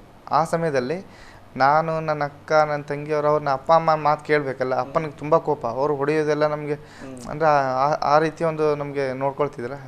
ಅವ್ರು ಹೇಳಿದಾಗೆ ನಾವು ಕೇಳಬೇಕು. ಹಾಗಂತ ನಾನು ನನ್ನ ಅಕ್ಕ ನನ್ನ ತಂಗಿ ಎಲ್ಲ ಪ್ರೇಯರ್ ಕೂತ್ಕೊಳ್ತಿದ್ರು. ಆ ಸಮಯದಲ್ಲಿ ಒಂದು ಸಮಯದಲ್ಲಿ ಪಾಸ್ಟ್ ನಮ್ಮ ಮನೆಗೆ ಜಸ್ಟ್ ಒಂದು ಬರ್ತಿದ್ದಾರೆ ಅಂತ ನಮ್ಗೆ ವಿಷಯಗಳು ಗೊತ್ತಿಲ್ಲ. ಪಾಸ್ಟ್ ಬರ್ತಿದ್ದಾರೆ ಅಂದಾಗ ನಮ್ಮ ಮನೇಲಿ ಏನೋ ಒಂಥರ ಗಲಿಬಿಲಿ, ಏನೋ ಒಂಥರ ಆ ರೀತಿ ಒಂದು ಅಸಮಾಧಾನ. ಪಾಸ್ಟ್ ನಮ್ಮ ಮನೆಗೆ ಬಂದ ತಕ್ಷಣ ನಮಗೆ ಅಚಾನಕ್ಕಾಗಿ ನಮಗೆ ಒಂದೇ ಸರಿ ನಮ್ಗೆ ಶಾಕ್ ಆಗೋದು, ಪಾಸ್ಟ್ ಬಂದುಬಿಟ್ಟಿದ್ದಾರೆ ಅಂತ. ಪಾಸ್ಟ್ ಬಂದ ತಕ್ಷಣ ಅಕ್ಕಪಕ್ಕದ ಮನೆಯವರು ತುಂಬ ಜನ ಬರ್ತಿದ್ರು ಪ್ರೇಯರ್ಗೆ. ಆ ಪ್ರೇಯರ್ ಬಂದಾಗ ಒಂದು ಕುಟುಂಬ ಯೇಸು ಸ್ವಾಮಿನ ತುಂಬ ಅಂದರೆ ಒಂದು ಯೇಸು ಸ್ವಾಮಿ ಅಂದರೆ ಅವ್ರಿಗೆ ಇರುವೊಂದು ಒಂಥರ ಹೇಟ್ ಮಾಡ್ತಾರೆ ಅವರು, ಅಂದರೆ ಅಂಥ ಒಂದು ಜನ ಅವರು. ಅವ್ರ ಮನೆಯಲ್ಲಿ 2 ಅಕ್ಕ ಇದ್ದಾರೆ, ಅವರು ಸಹ ನಮ್ಮ ಮನೆಗೆ ಪ್ರೇಯರ್ಗೆ ಅಂತ ಬಂದಿದ್ದಾರೆ. ಆ ಸಮಯದಲ್ಲಿ ನಮ್ಮ ಮನೆ ಅದೇ ಗುಡಿಸಲ ಏನಿದೆ ಗುಡಿಸಲ ಥರನೇ ಮನೆ, ಒಂದು ಎರಡೇ ರೂಮು, ಒಂದು ಚಿಕ್ಕ ರೂಮು. ಅಲ್ಲಿ ಒಂದು 7-8 ಜನ ಸೇರಿ ಪ್ರೇಯರ್ ಮಾಡ್ತಾ ಇರುವಾಗ ಇವರು ಸಹ ಬಂದರು ಪ್ರೇಯರ್ ಮಾಡಿಸ್ಕೊಳ್ಳಿಕ್ಕೆ ಅಂತ ಬಂದರು. ಬಂದಾಗ ಇವ್ರ ಮನೆಯಲ್ಲಿ ಸಹ ಅದೇ ರೀತಿ ಒಂದು ದುರಾತ್ಮ ಬಂದು ಹೇಳ್ತಾ ಇದೆ, ನಿಮ್ಮ ಕುಟುಂಬ ಆ ರೀತಿ ಮಾಡ್ತೇನೆ ಈ ರೀತಿ ಮಾಡ್ತೇನೆ ಅಂತ. ಆವಾಗ ನಾನು ಇವೆಲ್ಲ ನೋಡ್ತಾ ಇದ್ದೇನೆ ನಾನು ಚಿಕ್ಕವನಿರುವಾಗ. ಅವರ ಅಕ್ಕನ ಮೈಯಲ್ಲಿ ಒಂದು ದುರಾತ್ಮ ಹೇಳ್ತಾ ಇದೆ, ನಿನ್ನ ಕತೆ ಇವತ್ತೇ ಮುಗೀತು, ಇವತ್ತು ನಿನಗೇನು ಮಾಡ್ತೀನಿ ನೋಡು, ನಿಮ್ಮ ಅವ್ರದ್ದು ಅಣ್ಣಂದಿರೆಲ್ಲ ಬಂದು ನಿನ್ನ ಹೊಡೆದಾಕ್ತಾರೆ ಇವತ್ತು ನಿನಗೆ ಅಂತ. ಅದು ಯಾವ ರೀತಿ ಬಾಯಲ್ಲಿ ಹೇಳ್ತಾ ಇದೆ.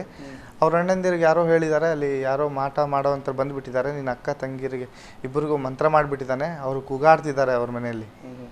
ಹೌದಾ, ನನ್ನ ಅಕ್ಕ ತಂಗಿರಿಗೆ ಯಾರು ಇದು ಈ ರೀತಿ ಮಾಡಿದ್ದಾರೆ ಅಂತ ಅವರು ಬಡಿಗೆ ಕತ್ತಿ ಎಲ್ಲ ತೊಗೊಂಡು ಬಂದಿದ್ದಾರೆ ಹೊಡಿಲಿಕ್ಕೆ ಅಂತ. ಹೇಗೆ ನಮ್ಮ ಮನೆ ಬರ್ತಾ ಇದ್ದಾರೆ, ಅವ್ರ ಮನಸ್ಸಲ್ಲಿ ಏನೋ ಸಮಾಧಾನ ಏನೋ ಒಂಥರ ಆಗಿ ಆ ಕತ್ತಿ ಅವ್ರು ತಂದಂಥ ಕತ್ತಿ ಕೋಲನ್ನೆಲ್ಲ ಒಳಗಡೆ ನಮ್ಮನೆ ಕಂಪೌಂಡ್ ಒಳಗಡೆ ತಂದಿಲ್ಲ, ಅವರು ಬೇಲಿ ಒಳಗೆ ಅಲ್ಲೇ ಇಟ್ಬಿಟ್ಟು ಒಳಗಡೆ ಬಂದು ನೋಡುವಾಗ ಅವಲ್ಲಿ ಪಾಸ್ಟ್ರು ಅವ್ರ ತಂಗಿಯವ್ರ ಮೈ ಮೇಲೆ ಆ ಸ್ಪಿರಿಟ್ ಬಂದು ಅರ್ಚಾಟ ಕೂಗಾಟ ಎಲ್ಲ ನೋಡಿ ಇವ್ರು ಇದೇನಪ್ಪ ಈ ರೀತಿ ಆಗಿದೆ ಅಂಥೇಳಿ ಪಾಸ್ಟ್ರ್ ಹತ್ರ ಎಲ್ಲ ಮಾತಾಡೋಗಿಲ್ಲ, ಅವರಲ್ಲಿ ದುರಾತ್ಮ ಸೇರ್ಕೊಬಿಟ್ಟಿದೆ, ನಿಮ್ಮ ಕುಟುಂಬ ಸಮಾಧಾನ ಇಲ್ಲ, ಶಾಂತಿ ಇಲ್ಲ, ಆ ರೀತಿ ಮಾಡಿದೆ, ನಿಮಗೆ ಯಾವುದೇ ರೀತಿ ಬೆಳವಣಿಗೆ ಆಗಲಿಕ್ಕೆ ಬಿಡ್ತಾ ಇಲ್ಲ ಹಾಗಂತ ಅವ್ರು ಹೇಳುವಾಗ ಇವರು ಮೊಣಕಾಲು ಹಾಕಿ ಪ್ರೇಯರ್ ಮಾಡಿ ಅವ್ರ ಪಾಸ್ಟ್ ಎದುರಿಗೆ, ನಾನು ನಿಮಗೆ ಹೊಡಿಲಿಕ್ಕಂತ ಬಂದಿದ್ದವರು, ಅಷ್ಟು ನಮ್ಗೆ ಸಿಟ್ಟಲ್ಲಿ ಬಂದವರು, ನಮ್ಗೆ ಇಲ್ಲಿ ಬರುವಾಗ ಇಲ್ಲಿಂದ ಇಷ್ಟು ಬರುವಾಗ ನಮಗೆ ಅದು ಯಾಕೋ ಒಳಗೆ ತೊಗೊಂಡು ಹೋಗಬಾರ್ದು ಅಂಥೇಳಿ ನಾವು ಇಲ್ಲೇ ಇಟ್ಟು ಬಂದಿದ್ದೇವೆ ಅಂತೇಳಿ ನಮಗೆ ಮುಂದೆಲ್ಲ ಮತ್ತೆ ಒಳಗೆ ತಂದಿಲ್ಲ, ಅಲ್ಲೇ ಹೊರಗಡೆ ಹೋಗಿ ತೋರಿಸಿದ್ದಾರೆ. ಆ ರೀತಿಯಾಗಿ ದೇವರು ಒಂದು ಅದ್ಭುತ ಮಾಡಿದ್ರು. ಅದನ್ನೆಲ್ಲ ನಾನು ನೋಡುವಾಗ ನಮ್ಮ ಅಮ್ಮನಿಗೂ ಸಹ ಒಂಥರ ಪಾಸ್ಟ್ ಯಾವಾಗ ನಮ್ಮನೆ ಬರ್ತಾರೆ ಆ ರೀತಿಯ ಒಂದು ಆ ದುರಾತ್ಮ ಯಾವಾಗಲೂ ಬರ್ತಿಲ್ಲ, ಯಾವಾಗಲೂ ಒಮ್ಮೆ ಬಂದು ಹೋಗ್ತಾ ಇದ್ರು. ಯಾವಾಗಲೂ ಬರ್ತಿಲ್ಲ, ಯಾವಾಗೊಮ್ಮೆ ಬರ್ತಿದ್ರು. ಅವ್ರು ಬಂದಾಗ ಆದ ನಂತರದಲ್ಲಿ ಒಂದು ಸರಿ ನಮ್ಮ ಅಮ್ಮನಿಗೆ ಸಂಪೂರ್ಣವಾಗಿ ಒಂದು ಬಿಡುಗಡೆ ಆಯಿತು. ಬಿಡುಗಡೆ ಅಂತಂದರೆ ಈ ಒಂದು ಹಾಸ್ಪಿಟ್ಲಿಗೆಲ್ಲ ನಾವು ಎಷ್ಟು ದುಡ್ಡು ಹಾಕ್ತಿದ್ವಲ್ಲ, ಇವ್ರು ಪಾಸ್ಟ್ ಯಾವಾಗ ಬಂದು ನಮ್ಮ ಮನೆಗೆ ಬಂದು ಪ್ರೇಯರ್ ಮಾಡಿ ಹೋದರು, ಆಗಿಂದ ನಮ್ಮ ಮನೆಯಲ್ಲಿ ನಮ್ಮ ತಂದೆಯವರು ಇದ್ದಕ್ಕಿದ್ದ ಹಾಗೆ ಕುಡಿತಾ ಬಿಟ್ಟಿದ್ದಾರೆ, ಅಡಿಕೆಯಲ್ಲೇ ತಿನ್ನೋದು ಬಿಟ್ಟಿದ್ದಾರೆ, ನಮಗೆಲ್ಲ ಬೈಯೋದು ಸಿಟ್ಟು ಮಾಡೋದು ಅದನ್ನು ಬಿಟ್ಟಿದ್ದಾರೆ. ಅವ್ರಿಗೆ ಎಷ್ಟು ಕಂಟ್ರೋಲ್ ಆಗುತ್ತೆ ಅಷ್ಟು ಕಂಟ್ರೋಲ್ ಮಾಡ್ಕೊಳ್ತಾ ಇದ್ದಾರೆ ಅವರು. ಅವ್ರು ಹೇಳ್ತಿದ್ದಾರೆ, ಆಗ ನೀವು ಕಾಲೇಜಿಗೆ ಹೋಗ್ತಾಯಿದ್ದೀರಾ? ಆಗ ನಾನು ಸೆಕೆಂಡ್ ಸ್ಟ್ಯಾಂಡರ್ಡು. ಆವಾಗ ನನ್ನ ತಂದೆಯವರು ಹೇಳ್ತಿದ್ದಾರೆ, ನಮಗೆಲ್ಲ ಪ್ರೇಯರ್ ಮಾಡಿರಿ ಅಂತ ಅವರು ಅವಾಗ ನಮ್ಗೆ ಹೇಳ್ತಾಯಿದ್ರು. ಆವಾಗ ನಮ್ಮ ಹೆಸರಿಗೆ ಅಷ್ಟೇ ನಾವು ಪ್ರೇಯರ್ ಮಾಡ್ತಿದ್ವಿ. ಯಾಕಂದರೆ ನನ್ನ ಅಮ್ಮನಿಗೆ ಸಹ ಒಂದು ನಮ್ಮನೇಲಿ ಆ ಟೈಮ್ನಲ್ಲಿ ಒಂದು ಸಣ್ಣ ಒಂದು ಬದಲಾವಣೆ. ಆ ಟೈಮ್ನಲ್ಲಿ ನಮ್ಮ ಸ್ಕೂಲಲ್ಲಿ ಟೀಚರ್ಸು ಸಹ ನಮ್ಮ ಹೆಡ್ ಮಾಸ್ಟ್ರು ಸಹ ಅವರು ಸಹ ನನ್ನೊಟ್ಟಿಗೆ ಪ್ರೇಯರ್ಗೆ ಬಂದಿದ್ರು. ಒಂದು ಸರಿ ನಾನು ಸ್ಕೂಲಿಗೆ ಹೋದಾಗ ನಾನು ಮಧ್ಯಾಹ್ನದಲ್ಲಿ ಬ್ಯಾಗ್ ತೊಗೊಂಡು ಬಂದುಬಿಡ್ತಿದ್ದೆ ಮನೆಗೆ. ಸರ್ ನಮ್ಮ ಮನೇಲಿ ಪ್ರೇಯರ್ ಇದೆ, ನಾನು ಹೋಗ್ತೇನೆ. ಏನು ಪ್ರೇಯರ್ ನಿಮ್ಮ ಮನೇಲಿ, ಏನಕ್ಕೆ ಹೋಗ್ತೀಯಾ ನೀನು ಅಂತ ನನಗೆ ಹೆಡ್ ಮಾಸ್ಟರ್ ಕೇಳುವಾಗ, ಇಲ್ಲ ಒಬ್ಬರು ಪಾಸ್ಟ್ರು ಬರ್ತಾರೆ. ಪಾಸ್ಟ್ ಅಂದರೆ ಯಾರು ಏನು ಅಂತ ಅವ್ರು ಕೇಳುವಾಗ, ಹೀಗೆ ಒಂದು ಯೇಸುಸ್ವಾಮಿದೊಂದು ಪ್ರೇಯರ್ ಮಾಡ್ತಾರೆ ನಮ್ಮ ಮನೇಲಿ, ಇವ್ರು ಬರ್ತಾರೆ, ಅವ್ರು ಬಂದು ಪ್ರೇಯರ್ ಮಾಡ್ತಾರೆ. ಹೌದಾ, ನೀನು ಹೋಗ್ತೀಯಲ್ಲ, ನೀನು ಏನಕ್ಕೆ ಹೋಗ್ತೀನಿ, ನಾನು ಬರ್ತೇನೆ ಅಂತ ಅವರು ನಮ್ಮ ಹೆಡ್ ಮಾಸ್ಟರ್ ನನ್ನ ಕರ್ಕೊಂಡು ನಮ್ಮ ಮನೆಗೆ ಬಂದು ಅಲ್ಲಿ ಕೂತ್ಕೊಂಡು ಪಾಸ್ಟ್ರು ಅವರು ಕೂತ್ಕೊಂಡು, ಏನು ಈ ರೀತಿ ಹುಡುಗ ಬರ್ತಾನೆ, ಏನು ಇದು ಆ ರೀತಿ ಎಲ್ಲ ಅವ್ರ ಕ್ವಶನ್ ಎಲ್ಲ ಕೇಳುವಾಗ ಅವರು ಬೈಬಲ್ ಕೊಟ್ಟು ಅವ್ರಿಗೆ ಒಂದು ಸುವಾರ್ತೆ ಹೇಳಿ, ಯೇಸುಸ್ವಾಮಿಯನ್ನು ಕಂಡುಕೊಂಡ್ರೆ ನಮಗೆ ಈ ಲೋಕದ ಒಂದು ಕಷ್ಟಗಳಾಗಲಿ ಯಾವುದೇ ಒಂದು ಹಿಂಸೆಗಳಾಗಿ ನಮ್ಮನ್ನು ಅದನ್ನು ಆಳುವುದಿಲ್ಲ. ನಾವು ದೇವರನ್ನು ಕಂಡುಕೊಳ್ಬೇಕು, ಇದೇ ಸತ್ಯ ಅಂತೇಳಿ ಅದರ ಹಿಂದೆ ಆದಂಥ ಘಟನೆಗಳು, ಮುಂದೆ ಆಗುವಂಥ ಘಟನೆಗಳು, ಈಗ ನಡೀತಿರುವಂಥ ಘಟನೆಗಳು ಎಲ್ಲ ಸಹ ಕುರಿತಾಗಿ ಇದರಲ್ಲಿದೆ, ಇದನ್ನು ಓದ್ರಿ ಅಂತ ನಮ್ಮ ಪಾಸ್ಟ್ರು ಅವ್ರಿಗೆ ಕೊಟ್ಟಾಗ ಅವ್ರು ತಗೊಂಡು ಅವರು ಆಫೀಸಲ್ಲಿ ಕೂತ್ಕೊಂಡು ಮತ್ತು ಅವ್ರ ಚೇಂಬರಲ್ಲಿ ಕೂತ್ಕೊಂಡು ಓದುವಾಗ ಒಂದು ಸಾರಿ ನನಗೆ ಬಂದು ಹೇಳಿದ್ರು, ನಿಮ್ಮ ಮನೇಲಿ ಪ್ರೇಯರ್ ನಡೀತಲ್ಲ ನೆಕ್ಸ್ಟ್ ಟೈಮಲ್ಲಿ, ಅವಾಗ ನನ್ನ ಕರಿ, ನಾ ಬರ್ತೇನೆ. ಆ ಟೈಮ್ನಲ್ಲಿ ಅಲ್ಲೇ ಪಕ್ಕದಲ್ಲಿ ಸ್ವಲ್ಪ ದೂರದಲ್ಲಿ ಒಂದು ಪ್ರಾರ್ಥನೆ ಹಾಲ್ ಇತ್ತು, ಒಂದು ಬಾಡಿಗೆ ಮನೆಯಲ್ಲಿ ಪ್ರೇಯರ್ ನಡೆಸ್ತಾಯಿದ್ರು. ಆವಾಗ ಅವರು ಎಲ್ಲ ಟೀಚರ್ಸನ್ನು ಕರ್ಕೊಬಂದು ಆ ಟೈಮ್ನಲ್ಲಿ ಪ್ರೇಯರ್ಲ್ಲ ಮಾಡಿಸಿ ಎಲ್ಲರಿಗೂ ಸತ್ಯವನ್ನು ಸುವಾರ್ತೆಯನ್ನು ತಿಳಿಸಿ, ಅವರೇ ನಮ್ಮ ಹೆಡ್ ಮಾಸ್ಟರ್ ಸಹ ಅವ್ರನ್ನೆಲ್ಲ ಕರ್ಕೊಂಡು ಬಂದು ಈ ರೀತಿ ಮಾಡಿದ್ರು. ಅವರು ಕೂಡ ಯೇಸುಸ್ವಾಮಿಯನ್ನು ಕಂಡುಕೊಂಡ್ರು. ಆ ಸಮಯದಲ್ಲಿ ಅವರು ಸಹ ದೇವರನ್ನ ಕಂಡುಕೊಂಡ್ರು. ನೀವು ಯಾಕೆ ಯೇಸುಸ್ವಾಮಿಯನ್ನು ಸ್ವಂತ ಅಂಗೀಕರಿಸಿದ್ರಿ? ಯಾವಾಗ? ನಾನು ಯಾಕಂತಂದ್ರೆ ಯೇಸುಸ್ವಾಮಿನ ಕಂಡುಕೊಳ್ಳೋ ಕಾರಣ ಏನಂದ್ರೆ ತಾಯಿಯ ಒಂದು ಬಿಡುಗಡೆಯಿಂದ, ತಾಯಿಯ ಈ ಒಂದು ಸಮಸ್ಯೆಗಳಿಂದ ಬಳಲ್ತಾ ಇದ್ವಿ ಅಲ್ಲ. ನನ್ನ ತಾಯಿಗೆ ಒಂದು ಸಂಪೂರ್ಣವಾಗಿ ಒಂದು ಆರೋಗ್ಯದಲ್ಲಿ ಚೇತರಿಕೆ ಆಯ್ತು. ಮತ್ತೆ ಮೊದಲ ತಂದೆ ತಾಯಿ ರಕ್ಷಣೆ ಬಂದ, ತಂದೆ ತಾಯಿ ಅವರೇ ಯೇಸುಸ್ವಾಮಿನ ಕಂಡುಕೊಂಡು ಅವರ ಮೂಲಕ ನಾವು ರಕ್ಷಣೆ ಮಾಡಿದ್ವಿ. ಮೊದಲು ಹೇಳ್ತಾ ಇದ್ದೀರಿ, ನಾನು ಸಣ್ಣ ಪ್ರಾಯದಲ್ಲಿ ಕಷ್ಟಪಡ್ತಾ ಇದ್ದೆ, ಇಂಥ ಎಲ್ಲ ಸಮಸ್ಯೆಗಳು ಹಾದು ಹೋಗ್ತಾ ಇದ್ದೆ, ತಂದೆ ಕುಡಿಕರಾಗಿದ್ರು. ಆದ್ರೆ ನೀವು ಎರಡನೇ ಕ್ಲಾಸ್ ಬರುವಾಗಲೇ ತಂದೆ ಚೇಂಜ್ ಆದ್ರು. ಎರಡನೇ ಕ್ಲಾಸಲ್ಲೇ ಬರುವಾಗ, ಎರಡನೇ ಕ್ಲಾಸ್ ಮೂರನೇ ಕ್ಲಾಸ್ಗೆ ಬರುವಾಗ ತಂದೆ ಕುಡಿಯುವುದನ್ನು ಬಿಟ್ಟುಬಿಟ್ರು. ಹೌದು. ಆಮೇಲೆ ನಿಮಗೆ ಏನೋ ಅಷ್ಟು ಕಷ್ಟ, ಕಾಲೇಜಿಗೆ ಆಗಲಿ ಅದಕ್ಕಾಗಲಿ ಏನೋ ಅಷ್ಟು ಕಷ್ಟ ಆಗ್ತಿರ್ಲಿಲ್ಲ. ಆದರೂ ಅಲ್ಲಿಯ ಒಂದು ಪರಿಸ್ಥಿತಿಯ ಮೂಲಕ ತುಂಬಾ ಕಷ್ಟ ಇತ್ತು, ಕೂಲಿ ಕೆಲಸ ಮಾಡೋದು, ಹಣಕಾಸಿನ ಒಂದು ಇದರಲ್ಲಿ ತುಂಬಾ ಸಮಸ್ಯೆ ಇತ್ತು. ಆದ್ರೂ ನೀವು ಸಣ್ಣ ಪ್ರಾಯದಲ್ಲಿ ಯೇಸುಸ್ವಾಮಿಯನ್ನು ತಂದೆ ತಾಯಿ ರಕ್ಷಣೆ ಹೊಂದಿದ ಮೇಲೆ, ಯಾಕಂದ್ರೆ ಸೇವಕರು ನಿಮ್ಮ ಮನೆಗೆ ಬರ್ತಾ ಇದ್ರು, ದೇವರ ವಾಕ್ಯವನ್ನು ನೀವು ಕೇಳ್ತಾ ಇದ್ದೀರಲ್ಲ. ದೇವ್ರ ವಾಕ್ಯ ಅಂದರೆ ನಮಗೆ ಆ ಟೈಮ್ನಲ್ಲಿ ನಮ್ಗೆ ಚರ್ಚಿಗೆ ಹೋಗಬೇಕು, ಮತ್ತೆ ಸಂಡೇ ಪ್ರಾರ್ಥನೆ ನಡೆಯುತ್ತೆ ಅಂತ ನಮ್ಗೆ ಏನು ವಿಷಯಗಳು ಗೊತ್ತಿರಲಿಲ್ಲ. ಏನು ಗೊತ್ತಿರಲಿಲ್ಲ. ಖಾಲಿ ಸೇವಕರೊಂದು ಮನೆಗೆ ಬರ್ತಾರೆ, ಜಸ್ಟ್ ಪ್ರೇಯರ್ ಮಾಡ್ತಾರೆ, ಹೋಗ್ತಾರೆ ಅಷ್ಟೇ. ಯಾವುದೇ ಚರ್ಚಿಗೆ, ಯಾವುದೇ ಪ್ರಾರ್ಥನೆಗೆ ಹೋಗ್ತಾ ಇರಲಿಲ್ಲ. ತಂದೆ ತಾಯಿ ಕೂಡ ಅಷ್ಟು ದೇವರ ವಿಷಯದಲ್ಲಿ ಗೊತ್ತಿರಲಿಲ್ಲ. ಜಸ್ಟ್ ಅವರು ಪಾಸ್ಟರ್ ಬಂದಾಗ ಪ್ರೇಯರ್ ಮಾಡಿಸ್ಕೊಳ್ಳೋದು, ಆ ರೀತಿಯಾಗಿ ಇದ್ರು. ಮತ್ತೆ ನೀವು ಕಾಲೇಜಿಗೆ ಹೋಗೋವರೆಗೆ ನೀವು ಹೇಳ್ತಾ ಇದ್ರಿ, ನಾನು SLC ವರೆಗೆ ಇಲ್ಲಿ ಮುಗಿಸಿ ಮತ್ತೆ ನಾನು ಕಾಲೇಜಿಗೆ ಬೇರೆ ಹಾಸ್ಟೆಲ್ಗೆ ಹೋದದ್ದು, ಅಷ್ಟರ ತನಕ ನೀವು ಯಾವುದೇ ಒಂದು ಪ್ರಾರ್ಥನೆ ಚರ್ಚಿಗೆ ಹೋಗ್ತಿರ್ಲಿಲ್ಲ. ಅಷ್ಟರ ತನಕ ನಾನು ಚರ್ಚೆ ಹೋಗ್ತಿರ್ಲಿಲ್ಲ. ಯಾವಾಗ ನನ್ನ ಕಾಲಿಗೆ ಅದು ಪೆಟ್ಟಾಗಿ ನಾನು ಡಾಕ್ಟರ್ ನನಗೆ ಆಪರೇಷನ್ ಮಾಡಬೇಕು ಅಂತ ಹೇಳಿದಾಗ, ನಾನು ಆಪರೇಷನ್ ಥಿಯೇಟ್ರಿಂದ ಹೊರಗಡೆ ಸೆಕೆಂಡ್ ಪಿ ಯು ಅಲ್ಲಿಂದ ಬರುವಾಗ ನಾನು ಟ್ಯಾಬ್ಲೆಟ್ಸ್ ಸಹ ತಗೊಳ್ಳಿಲ್ಲ. ನಾನು ಪ್ರಾರ್ಥನೆ ಎಣ್ಣೆ ಹಚ್ಚಿ ಹೇಳಿದ್ನಲ್ಲ, ಪ್ರಾರ್ಥನೆ ಎಣ್ಣೆ ಹಚ್ಚಿ ಪ್ರಾರ್ಥನೆ ಮಾಡಿ ಒಂದು 3 ತಿಂಗಳ ನಂತರ ನನ್ನ ಕಾಲು ಹೇಗಿತ್ತು ಅದೇ ಒಂದು ಸ್ಥಿತಿಗೆ ಮತ್ತೆ ಪುನಃ ಹೇಗಿತ್ತು ಹಾಗೆ ಆಯಿತು.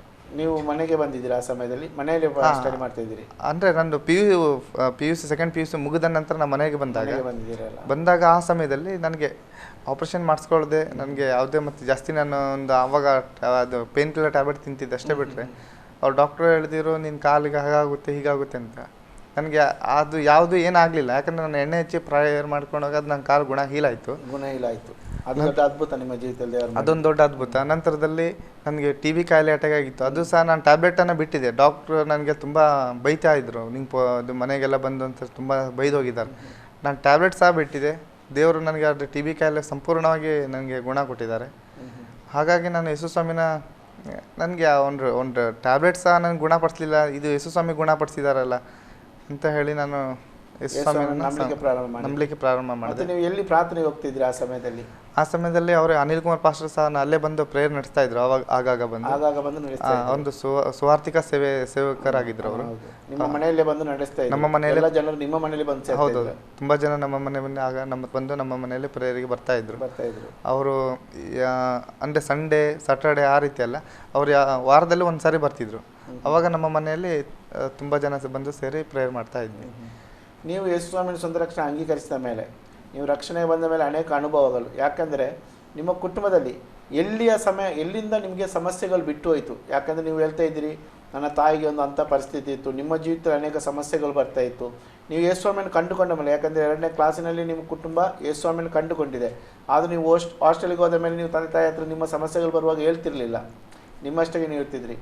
ಆಗ ನಿಮಗೆ ಯೇಸುಸ್ವಾಮಿ ನೆನಪಾಗ್ತಿರ್ಲಿಲ್ವಾ? ಯೇಸುಸ್ವಾಮಿ ಹತ್ರ ಪ್ರಾರ್ಥನೆ ಮಾಡುವ, ಯೇಸುಸ್ವಾಮಿ ಗುಣ ಮಾಡ್ತಾನೆ. ನಿಮ್ಮ ಕಣ್ಣೆದು ನೀವು ಹೇಳ್ತಾ ಇದ್ದೀರಿ, ನಾವು ಸಣ್ಣ ಪ್ರಾಯದಲ್ಲಿ ನಾವು ಪ್ರಾರ್ಥನೆ ಮಾಡುವಾಗ ಇನ್ನೊಬ್ಬರ ಮೇಲಿರುವ ದುರಾತ್ಮಗಳು ಬಿಟ್ಟು ಹೋಗುವುದು, ಅನೇಕ ಅದ್ಭುತ ಆಗುವುದನ್ನು ನಾನು ಕಾಣ್ತಿದ್ದೇನೆ. ಆಗ ನಿಮಗೇನಾಗಿ ನೆನಪು ಬರ್ತಿಲ್ವಾ, ನಾನು ಕೂಡ ಯೇಸುವಿನ ಹತ್ರ ಪ್ರಾರ್ಥಿಸ್ತೇನೆ, ಯೇಸು ನನಗೆ ಕೂಡ ಗುಣ ಮಾಡ್ತಾನೆ ಅಂತ ಒಂದು ನೆನಪಾಗ್ತಿರ್ಲಿಲ್ವ ನಿಮಗೆ? ಆ ಸಮಯದಲ್ಲಿ ನಾನು ಪ್ರೇಯರ್ ಮಾಡ್ತಾ ಇದ್ದೆ. ಅಂದರೆ ನಾನು ಮನೆಯಲ್ಲಿ ಅಂದರೆ ನನ್ನ ಈ ಕುಟುಂಬದಲ್ಲಿ ಇದೊಂದು ಸಮಸ್ಯೆಗಳೆಲ್ಲ ಪರಿಸ್ಥಿತಿಗಳೆಲ್ಲ ನೋಡ್ಕೊಂಡು ಬಂದ ಟೈಮ್ನಲ್ಲಿ ನಾನು ಒಂದ್ಸರಿ ಹತ್ಕೊಂಡು ಪ್ರೇಯರ್ ಮಾಡ್ತಿದ್ದೆ. ಯಾರಿಗೂ ಅಂದರೆ ಯಾರ ಸಮ್ಮುಖದಲ್ಲಾಗಲಿ ಜನರ ಮಧ್ಯದಲ್ಲಾಗಿ ಯಾರ ಹತ್ರ ಹೇಳ್ಕೊಳ್ಳೋವಂಥ ವಿಚಾರಗಳನ್ನು ಹೇಳ್ಕೊಳ್ತಿರ್ಲಿಲ್ಲ. ಒಬ್ಬನೇ ಎಲ್ಲಾದರೂ ಏಕಾಂಗಿಯಾಗಿ ಕುತ್ಕೊಂಡು ಅಳ್ತಾ ನಾನು ಪ್ರೇಯರ್ ಮಾಡ್ತಿದ್ದೆ ಮನಸ್ಸಲ್ಲಿ. ದೇವರೇ, ಇಷ್ಟೆಲ್ಲ ಸಮಸ್ಯೆಗಳು ಕಷ್ಟಗಳು ಯಾಕೆ ಅಂತ. ಆ ಟೈಮ್ನಲ್ಲಿ ನನಗೆ ಅದೇ ಆ ಕಾಲಿಂದ ಆ ಪರಿಸ್ಥಿತಿ ಇದ್ದಾಗ ನನ್ನ ಹಣ ಇರ್ತಿರ್ಲಿಲ್ಲ. ಅದೇ ಯಾರೋ ಒಬ್ಬರು ನನಗೆ 250 ರೂಪಾಯಿ ಕೊಟ್ಟಿರು ಅಂತ ಹೇಳಿದ್ನಲ್ಲ, ಈ ರೀತಿಯಾಗಿ ಒಬ್ಬರ ಮೂಲಕ ನಂಗೆ ಹೆಲ್ಪ್ ಮಾಡಿದರು. ನಾನು ಯಾವಾಗ ಆ ರೀತಿಯಾಗಿ ದೇವರಲ್ಲಿ ನಾನು ಪ್ರೇಯರ್ ಮಾಡುವಾಗ ಒಬ್ಬರು ನಂಗೆ ಹೆಲ್ಪ್ ಮಾಡ್ತಾಯಿದ್ರು. ಆಗ ನಾನು ಅನ್ಕೊತಿದ್ದೆ, ಇದು ದೇವರೇ ಸಹಾಯ ಮಾಡಿದ್ದಾರೆ. ಹಾಗಾಗಿ ನಾನು ದೇವರನ್ನು ದಿನ ನಾನು ಪ್ರಾರ್ಥನೆಯಲ್ಲಿ ಮತ್ತು ಇದರಲ್ಲೆಲ್ಲ ನಾನು ಬೆಳೀಲಿಕ್ಕೆ ಸ್ಟಾರ್ಟ್ ಮಾಡಿದೆ. ನಾನು ಯಾವ ಫ್ರೆಂಡ್ಸ್ ಒಟ್ಟಿಗೆ ಸೇರ್ತಿರ್ಲಿಲ್ಲ. ಯಾಕಂದರೆ ನನಗೆ ಈ ಒಂದು ಕಷ್ಟಗಳ ಮಧ್ಯದಲ್ಲಿ ಹಾದು ಬಂದಿದ್ದೇನೆ. ನನಗೆ ಕೆಲವೊಬ್ಬರು ಫ್ರೆಂಡ್ಸ್ ಹತ್ರ ಎಲ್ಲ ಹಣ ಇರ್ತಿತ್ತು, ಎಲ್ಲ ಶ್ರೀಮಂತರು ಎಲ್ಲ ಇರ್ತಿದ್ರಲ್ಲ, ಅವ್ರ ಹತ್ರ ಹಣ ಇರ್ತಿತ್ತು. ಅವರೆಲ್ಲ ತಿನ್ನಲಿಕ್ಕೆ ಅಲ್ಲಿ ಇಲ್ಲೇ ತಿರುಗಾಡ್ಲಿಕ್ಕೆ ಹೋಗ್ತಾರೆ. ನಮ್ಮ ಹತ್ರ ಹಣ ಇಲ್ಲ, ಅವರೊಟ್ಟಿಗೆ ಸೇರ್ಲಿಕ್ಕೆ ನಾನು ಯೋಗ್ಯನಲ್ಲ. ಅವರೊಟ್ಟಿಗೆ ಹೋದಾಗ ಏನು ಅನಿಸ್ತಿತ್ತು, ಅವರೆಲ್ಲ ಅಲ್ಲಿ ಏನಾದ್ರು ಅಂಗಡಿಯಲ್ಲಿ ಹೋಗಿ ಪರ್ಚೇಸ್ ಮಾಡಿ ತಿನ್ನುವಾಗ ನಮಗೂ ಒಂಥರ ಅನಿಸ್ತಿತ್ತು. ಸೊ ಹಾಗಾಗಿ ನಾನು ಫ್ರೆಂಡ್ಸ್ ಒಟ್ಟಿಗೆ ಸೇರ್ತಿರ್ಲಿಲ್ಲ. ಇದುವರೆಗೂ ನಾನು ಫ್ರೆಂಡ್ಸಿಂದ ದೂರ ಇದ್ದು ನಾನು ಬೆಳೆದಿದ್ದೇನೆ. ಹಾಗಾಗಿ ನಾನು ದೇವರಲ್ಲಿ ಬೆಳೀಲಿಕ್ಕೆ ಒಂದು ಅವಕಾಶನೂ ಆಯಿತು. ಮತ್ತೆ ನಿಮ್ಮ ಕಾಲಿನದ್ದು ಹೇಳಿದಿರಲ್ಲ, ನಿಮ್ಮದು ಕಾಲಿಂದ ತೋರವಾಗಿದ್ದು ಡಾಕ್ಟರ್ ಹೇಳಿದ್ರು ಆಪರೇಷನ್ ಆಗಬೇಕು. ಮತ್ತೆ ನೀವು ಆ ಅಲ್ಲಿ ಸೇವಕರು ಬಂದು ಪ್ರಾರ್ಥಿಸುವ ಸಮಯದಲ್ಲಿ ದೇವರು ಅದ್ಭುತವಾಗಿ ಕಾಲನ್ನು ಗುಣಪಡಿಸಿದ್ರು. ಮತ್ತೆ ನೀವು ಹಾಸ್ಪಿಟಲಿಗೆ ಹೋಗಲಿಲ್ಲ ತೋರಿಸಲಿಕ್ಕೆ? ಹಾಸ್ಪಿಟ್ಲಿಗೆ ನಾನು ಪುನಃ ಹೋಗಿದ್ದೇನೆ, ಎಕ್ಸ್ರೇ ಎಲ್ಲ ತೆಗೆಸಿದ್ದೇನೆ. ಅದ ನಂತರದಲ್ಲಿ ಡಾಕ್ಟ್ರು ಅದು ಫಸ್ಟಿನ ಎಕ್ಸ್ರೇಗೂ ನೋಡುವಾಗ ಇಲ್ಲ, ಅದು ನಮ್ಮ ಅಮ್ಮ ಹೇಳಿದರು, ನೀವು ಹೇಳಿದಿರಲ್ಲ ಡಾಕ್ಟ್ರೆ, ಇದು ಕಾಲಿಂದ ನೀರೆಲ್ಲ ತುಂಬ್ಕೊಬಿಟ್ಟಿದೆ, ತೆಗಿಬೇಕಂತ ಹೇಳಿ. ಮತ್ತು ಇವಾಗ ಏನು ಅಂತ ಹೇಳಿ, ಇಲ್ಲ ಅದು ಆಗ ಆ ಥರ ಕಾಣಿಸ್ತಾ ಇತ್ತು, ಇವಾಗ ಆ ಥರದ್ದೇನು ಕಾಣಿಸ್ತಾ ಇಲ್ಲ ಅಂತ ಡಾಕ್ಟ್ರ್ ಹೇಳುವಾಗ ನನ್ನ ಅಮ್ಮ ಹೇಳಿದ್ರು, ಇಲ್ಲ ಅಲ್ಲಿ ಚರ್ಚಿಂದು ಎಣ್ಣೆ ತಂದು ಹಚ್ಚಿಬಿಟ್ಟು ಪ್ರೇಯರ್ ಮಾಡಿದ್ದು, ಹಾಗಾಗಿ ನಮ್ಮ ಮಗನಿಗೆ ಈ ರೀತಿ ಗುಣ ಆಗಿದೆ ಅಂತ ನಮ್ಮಮ್ಮ ಹೇಳಿಬಿಟ್ಟು ನಾವು ಬಂದಿದ್ದು ಮನೆಗೆ. ಅದಕ್ಕೆ ಡಾಕ್ಟ್ರಿಗೆ ಆಶ್ಚರ್ಯ ಆಗಲಿಲ್ವಾ? ಡಾಕ್ಟ್ರಿಗೆ ಆಶ್ಚರ್ಯ ಅಂದರೆ ಇದೊಂದು ಅದ್ಭುತನೇ. ಯಾಕಂತಂದರೆ ಆಪರೇಷನ್ ಮಾಡಿದ್ರೆ ನೀರೆಲ್ಲ ತೆಗಿಬೇಕು ಅಂತ ಹೇಳಿದವರು, ಈಗ ನೋಡ್ರೆ ಒಂದು ಮೊದಲ ರಿಪೋರ್ಟ್ ನೋಡುವಾಗ ಅದರಲ್ಲಿ ನೀರು ಇದೆ, ಕಾಲಿನ ಆಪರೇಷನ್ ಆಗಬೇಕು. ಇಷ್ಟು ದಪ್ಪ, ಅವಾಗ ನಾನು ಈ ಪ್ಯಾಂಟ್ ಹಾಕ್ಲಿಕ್ಕೆ ಆಗ್ತಿರ್ಲಿಲ್ಲ, ಅಷ್ಟು ದಪ್ಪ. ಈಗ ನೋಡುವಾಗ ರಿಪೋರ್ಟ್ ಎಲ್ಲ ನಾರ್ಮಲ್ ಆಗಿದೆ, ಏನು ಬೇಡ ಡಾಕ್ಟರ್ ಹೇಳ್ತಿದ್ರೆ ಒಳ್ಳೇದು ಇದೆ. ಮೊದಲು ಕಾಣ್ತಾ ಇತ್ತು, ಈಗ ಕಾಣ್ತಾ ಇಲ್ಲ. ನಿಜವಾಗಿ ಅದು ಮೆರಕಲ್, ದೇವರ ಒಂದು ಅದ್ಭುತ ನಿಮ್ಮ ಜೀವಿತದಲ್ಲಿ. ಯಾಕೆಂದರೆ ನೀವು ಸಣ್ಣ ಪ್ರಾಯದಲ್ಲಿ ಬಂದಿದ್ರು, ನಿಮಗೆ ಸರಿಯಾದ ಪ್ರಾರ್ಥನೆ, ಸರಿಯಾದ ರೀತಿಯ ವಾಕ್ಯಗಳು ನಿಮಗೆ ಸಿಗ್ತಾ ಇರಲಿಲ್ಲ. ಆದರೆ ಯಾವಾಗ ದೇವರು ನಿಮ್ಮ ಜೀವಿತದಲ್ಲಿ ಅದ್ಭುತ ಮಾಡಿದ್ರ, ಅವತ್ತಿಂದ ನಿಮ್ಮ ಒಂದು ಜೀವಿತದಲ್ಲಿ ಯಾವೆಲ್ಲ ಅನುಭವಗಳು ಪ್ರಾರಂಭ, ಯೇಸು ಸ್ವಾಮಿಯ ಒಂದು ಪ್ರೀತಿ ಮತ್ತು ಯಾವ ರೀತಿ ಮುಂದುವರಿಯಿತು?